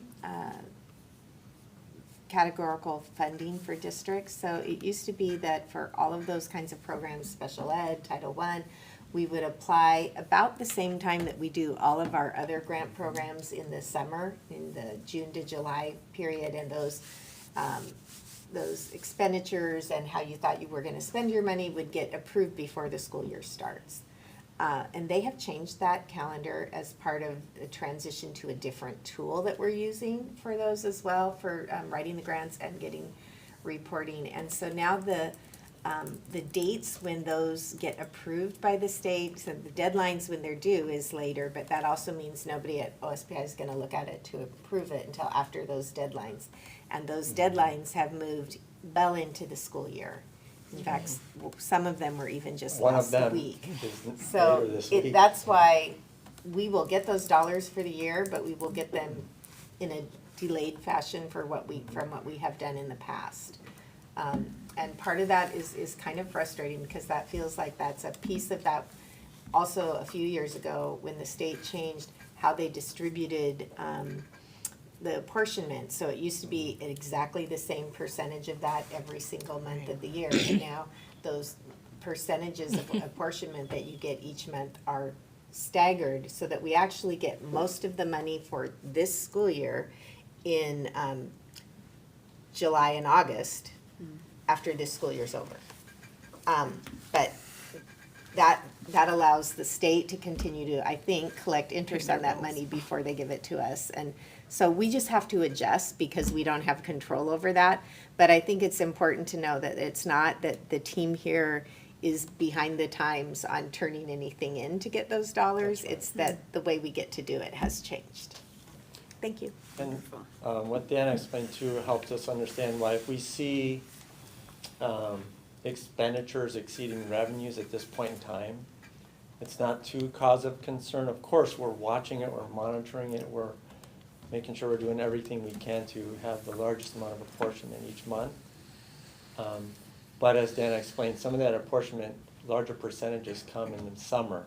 It kind of gets us back on track before we end the year. Speaking of apportionment, at the bottom here we see the table that shows our apportionment to date through January was $9,355,765, our largest source of revenue. And special purpose revenues were at $3,480,000 and then some. Property tax, $1.5 million. Special purpose unassigned, a little over $1 million. And then you can see some others there, some other sources of revenue. Let's go on to the next page. Next slide, please. So this is kind of big picture here. So on the left, you can see our budgeted revenues for the year, our whole budget. We anticipate $42,395,487 in revenues this year. Our projected year-to-date general fund revenues, we're at $16,972,312, and our actual revenues are $15,804,340. Next slide, please. This just gives us a quick look at revenue sources. A trend over 4 years to date. So this same through January and last year, the year prior to that, the year prior to that. So you can see how our local revenues can have fluctuated due to that 1 year we didn't have levy collection. The state revenues, that's where our largest source of revenues, you can see that increase across the 4 years, and they're federal. Let's go to the next slide. So now we're looking at expenditures. So our projected year-end balance as a percentage of our budgeted expenditures is at 7.91%. Our total expenditures actual year-to-date, we've collected 40.72% of what we budgeted, and we projected we would have collected 42.7%. Salaries and benefits, actual year-to-date expenditures were at 39.68% of our budgeted, and we had projected we'd be at 40.9%. And our basic ed expenditures, 38.7%, and we projected we'd be at 43.49%. Our top 10 expenditures include basic education as our largest expenditure, $8,033,341. District-wide support, $2.6 million and then some. Special education, $2 million. Transportation, $956,000. ALE, $792,000. Food service, $716,000. And you can see the rest there to get an idea of what our expenditures are. The next slide shows our budget, our budgeted expenditures for the year, $42,495,683. We projected we would have spent $18,316,549 through January, but our actual were $17,466,255. This slide here shows expenditures by object. So it's broken down by salaries for certificated, classified. Benefits are lumped together, certificated and classified, supplies, and purchase services. So you can see that increase across the years in salaries. Those are state increases mainly in IPD and salaries, and costs for benefits. Supplies, pretty stable there. However, there is an increase this year in supplies and in purchase services. And I think we know what inflation is doing to everyone in their personal lives. The same thing affects us as a school district, the rising cost of operations. And let's go to the next slide, please. This is our fund balance projection. So you can see our fund balance is that solid, I think, blue line. So if you look at January, straight up from January, we ended January with a fund balance of $2,610,232. And you can see where we're headed based on the data through January. So this will adjust as we continue through the year, but it's showing our projected year-end fund balance to be $3,394,755. We budgeted to be $3,783,873. So as things look today, it's showing that we're going to fall short of our budgeted fund balance. Again, we'll be watching that closely to see how we can adjust as we continue through the year. The next slide just sums it all up. I like this slide because we can kind of compare how we're doing currently compared to a year ago. So on the left, that's last fiscal year. For revenues, we had received 38.18% of our revenues at the end of January, and this year 37.28, so pretty close there. And last year our expenditures, we had spent 40.49% of our budget. This year 41.10. So we're following along the same kind of pattern as last year. You can see our budget is increased though for this year. Our budgeted revenues are about 2 million and then some higher than last year. And our budgeted expenditures, 3 million more. So our current fund balance is shown here as well, $2,610,232. Do I have any questions? I don't have questions. Thank you. Thank you very much. Great. All right, and on to our legislative report. Yeah, I'm Arla, I'm the legislative rep for those listening at home. Today was a big day for the legislature. It was a cutoff date for bills to move out of their fiscal committees. So there were a lot of hearings today. I haven't had a chance to delve deeply into statuses of, so many bills, but I've pulled 3 here at a glance to just share with you guys. The Senate Bill 5882, which was one that WASDA was advocating for, related to increased school staffing funding for paraeducators. That did make it out of committee, I think. It says approved majority, pass with amendments. So I think that will be moving to the Rules Committee, which is where a bill sits before it moves to the floor. And this is in the House. So it passed through the Senate earlier in this session. It's in the House and seems to be moving forward. Same with House Bill 2180. It had passed out of the House earlier this session. It just today was in the Senate Ways and Means Committee this morning, and it's been passed to the Rules Committee. And that bill is related to increasing the special education funding cap. And then I also took a look at House Bill 2494 related to state funding for operating costs. They called it MSOC. MSOCs. Yeah, and I can't remember what the materials, supplies. Materials, supplies, and operating costs. Right. So that also today was heard in the Senate Committee, Ways and Means Committee, and is moving on to the Rules Committee for where it will hopefully pass, and these will all get on the floor and be voted on. That one's in the Senate. It passed the House earlier this session. So, potentially good things happening on that front. Do you have anything to add that you've been following? Related to that one, at the request of WASA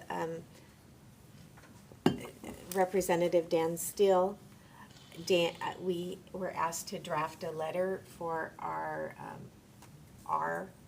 folks that serve us in Olympia, and our Dan has completed that, and it outlines some MSOC costs and the percent increase. So I think, if I don't have it completely memorized, but in some of the areas that we're looking at, the increase for insurance was almost 100% increase in the last 5 years. The increase for some of the other things you measured, one was 165%, really, really high with the dollar amounts. So Dan has drafted that letter, and I am going to forward it to you, or have Dan forward it to you tonight, and ask you all to forward it from you to our legislators, because the more people who get that letter, or send that letter, the more it's likely to have an impact, and then they can share the data that we're sharing with them about what the impact of the change in inflation on operating costs has been in our district, let alone in some other places. So we will be sending that to you and asking you to forward it via email to legislators. Thank you. Thank you. That's all that I have. Stay tuned. Okay. All right, and I just moved my whole board here. All right, and we're on to the action of our monitoring reports. And let's see, we have ER9 communication with the public. I would entertain a motion to approve, let's see, approve, hold on. I have been sitting on my butt too long. I know, I want to stand so bad. We recommend that the board find the superintendent performance to comply with ER9. I would entertain a motion for that. I'll make a motion to find the superintendent's performance to comply with ER9. Okay, any discussion? The only thing I'll mention is, we've really turned a corner, I think, with how Amanda, and you've had Amanda doing all that she does, going through Facebook and the media, social media platforms, and it's really been a big change, and I think a positive one. So, Thank you. I agree. I think, sorry. No, go ahead. We talked about that last month, that I think that it's been great. I just had 2 comments. One is that I think in the report, Twitter is now X, so we may want to change that. I forgot to change that. And then my other comment was, and I've mentioned this too, but I'll just say it again. Yeah, the communication is fantastic.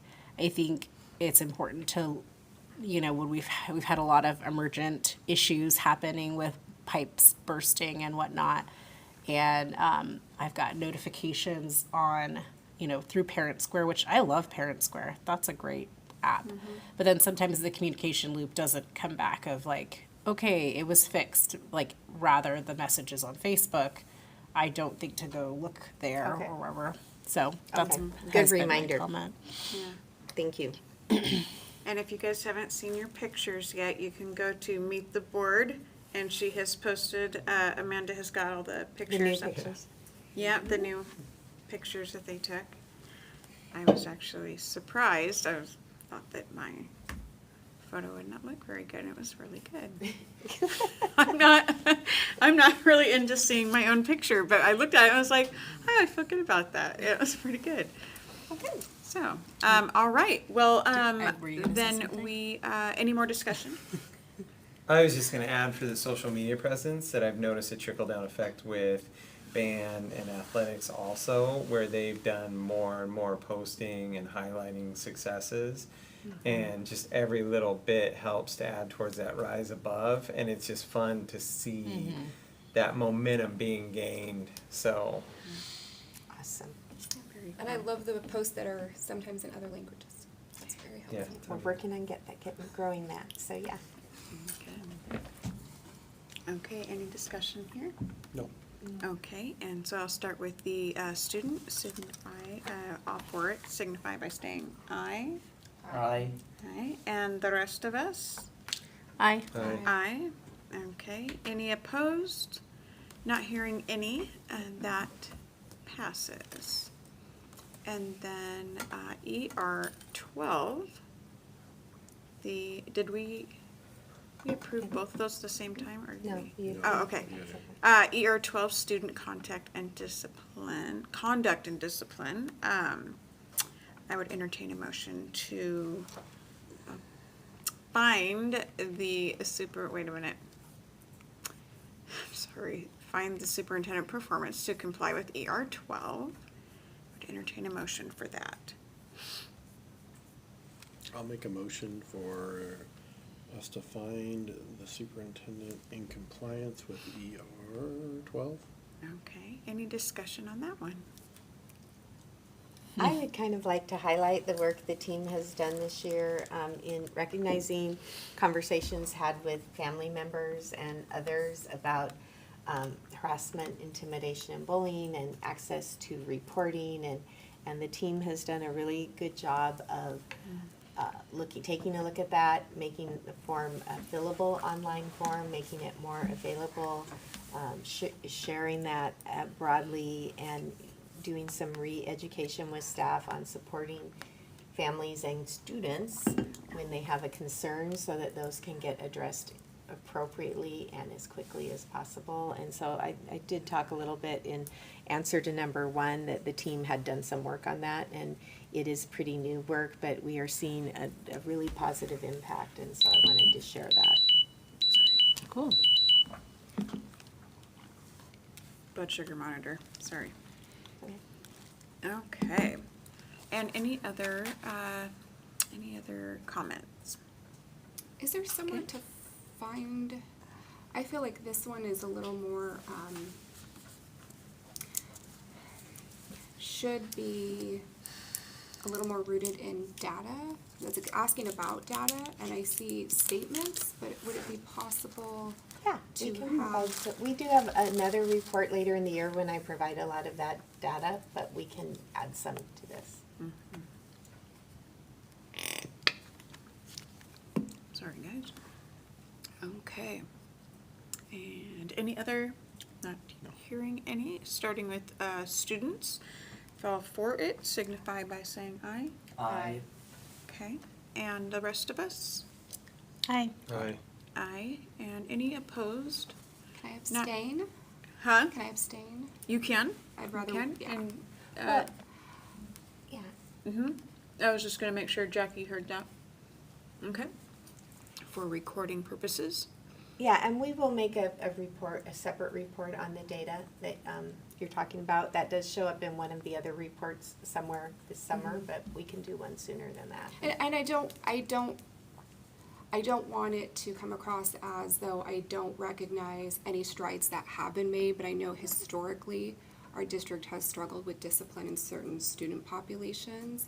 So I would like to be able to put my name, especially as a person of color, to put my name on something and say, yes, we are improving, job well done. That's fair. I want to. Well, no, that's fair, and that kind of, one of the things that we're gonna do in our report on our goals series next month and the following month, we're gonna do some disaggregated look at a couple of subgroups, so at ML students, at special ed, and how all of the things we've been talking about in all these meetings, discipline, attendance, et cetera, Right.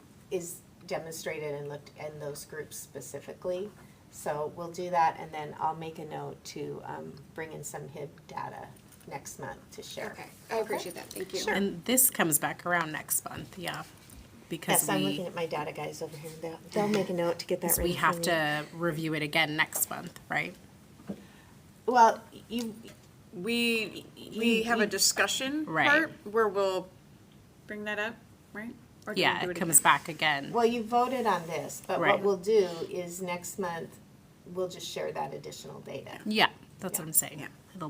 It's Yeah. open for discussion again one more time. Sure. Right, is there any action taken or just discussion? Just discussion. You could take action in theory. Well, you What do- could untake the action you took Right. and wait, or you could just go ahead with what you've done, and then we'll, No, I just mean like in general, when it comes back the second month, you discuss it and then what is there, like, is there right, a? and then if there's a way, do we want to change something about the actual policy? That's what we discuss then next month. Yeah. So if we want to get more specific maybe on some of the reporting requirements in this piece, we'll give some examples next month, and then if you guys have some suggestions for changing this policy language to reflect that, we can do that. I think that's Right.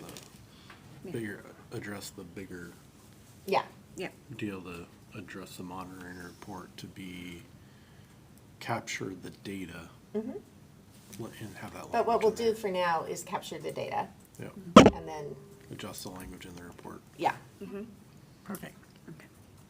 So we're not changing anything, we're just going forward, and then we'll Yep. discuss it next month Yep. and that. Okay. Good deal, and now we're on, I finished that correctly, yeah, okay. Adjournment phase here, and good of the order, board and superintendent. And we can start with, superintendent, do you have anything for good of the order?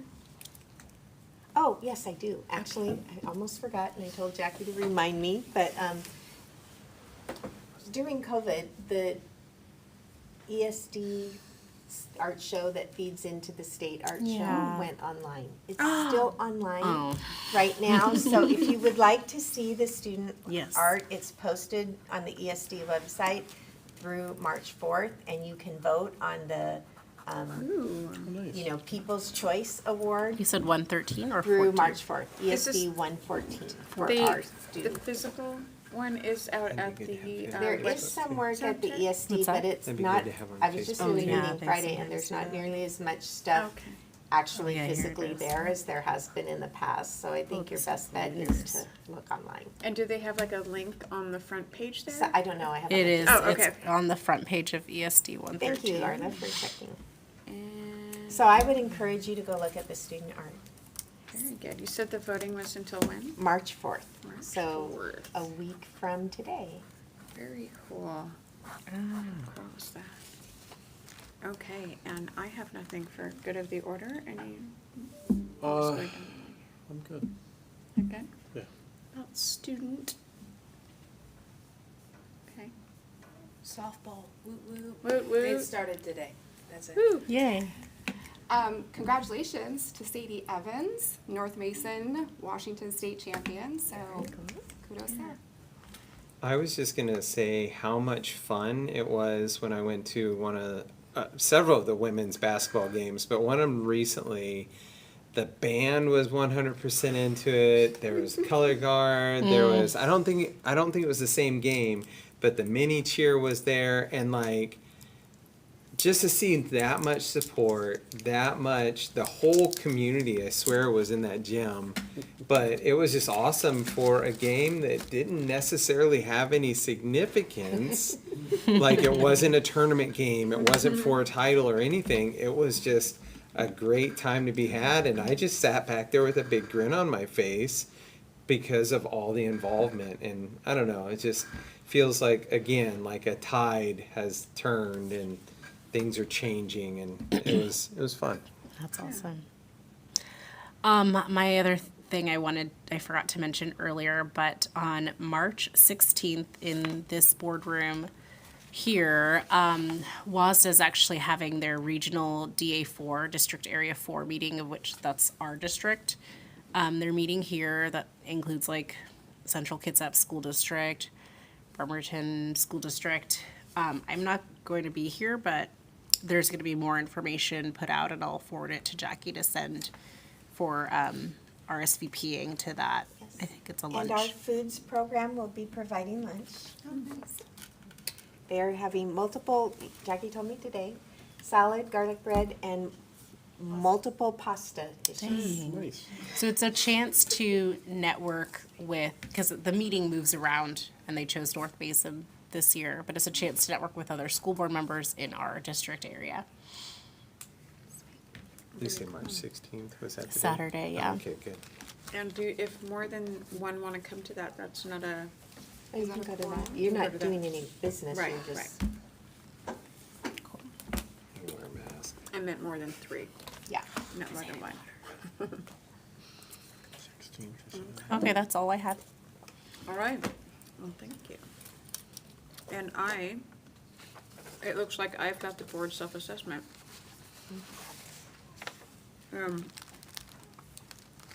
Forgive me, but I don't want to be chewing on Starburst when I read this. Oh, I salivate there. Okay. I'm gonna go down the board self-assessment here. And our general meeting behavior, the agenda was well planned to focus on the real work of the board. And the board followed its agenda and did not allow itself to get sidetracked. Board members prepared for and contributed to the meeting. The meeting proceeded without interruption and distractions. The board's deliberations and decision-making processes were public. Participation was balanced. All participated. No one dominated. Members listened attentively, avoiding side conversations. Work was conducted in an atmosphere of trust and openness, and meeting participants treated each other with respect and courtesy. And I put satisfactory on all of those. And then down here, Also, we have 5 people in attendance here today. And down here we have, for our governance principles review, we have board actions occur at the policy level rather than the operational level. The board reviews policy about each topic before discussing that issue. In writing additional policies, the board starts with a broad statement and becomes more detailed in a logical and disciplined sequence. And we actually, that's the one I usually NA, but we had a new policy today, which was, it's a celebration. I was like, that's really cool. The board minimizes time spent monitoring past performance, and the board routinely dedicates time to reviewing and improving its own process. The board clarifies priorities and values when considering potential outcomes, beneficiaries, and cost of outcomes. The board follows an annual calendar based on a plan for doing its work. The board chair helps the board efficiently conduct its meeting. The board spends most of its time deliberating issues, defining and clarifying its vision, and linking with its community as opposed to fixing things. And the board supports the superintendent in any reasonable interpretation of its policies. And I put yes on all of them this time. And so our overall is satisfactory. I'm done with that. All right, and so we are on here to the next board meeting date is regular time of 6:30. We don't have a special session? We do have a special session. Oh. It's not on there. It's not on there. I thought that's when Eric was coming. Okay, then we don't. We do not, okay. We do not, and it is March 25th. I will, if he's coming, he will present during the board meeting at this point. Okay. Oh, okay, okay. Thank you. If that needs to change, we can Just don't want to be late. contact us and all that, and Well, we'll I be there. know a couple people coming from work, several, so that if we can squeeze that into the regular board meeting, that fits their schedules better too, so. Oh, very good. Okay, well, very good. Then we'll be here at 6:30 on March 25th, and I'm going to adjourn the meeting.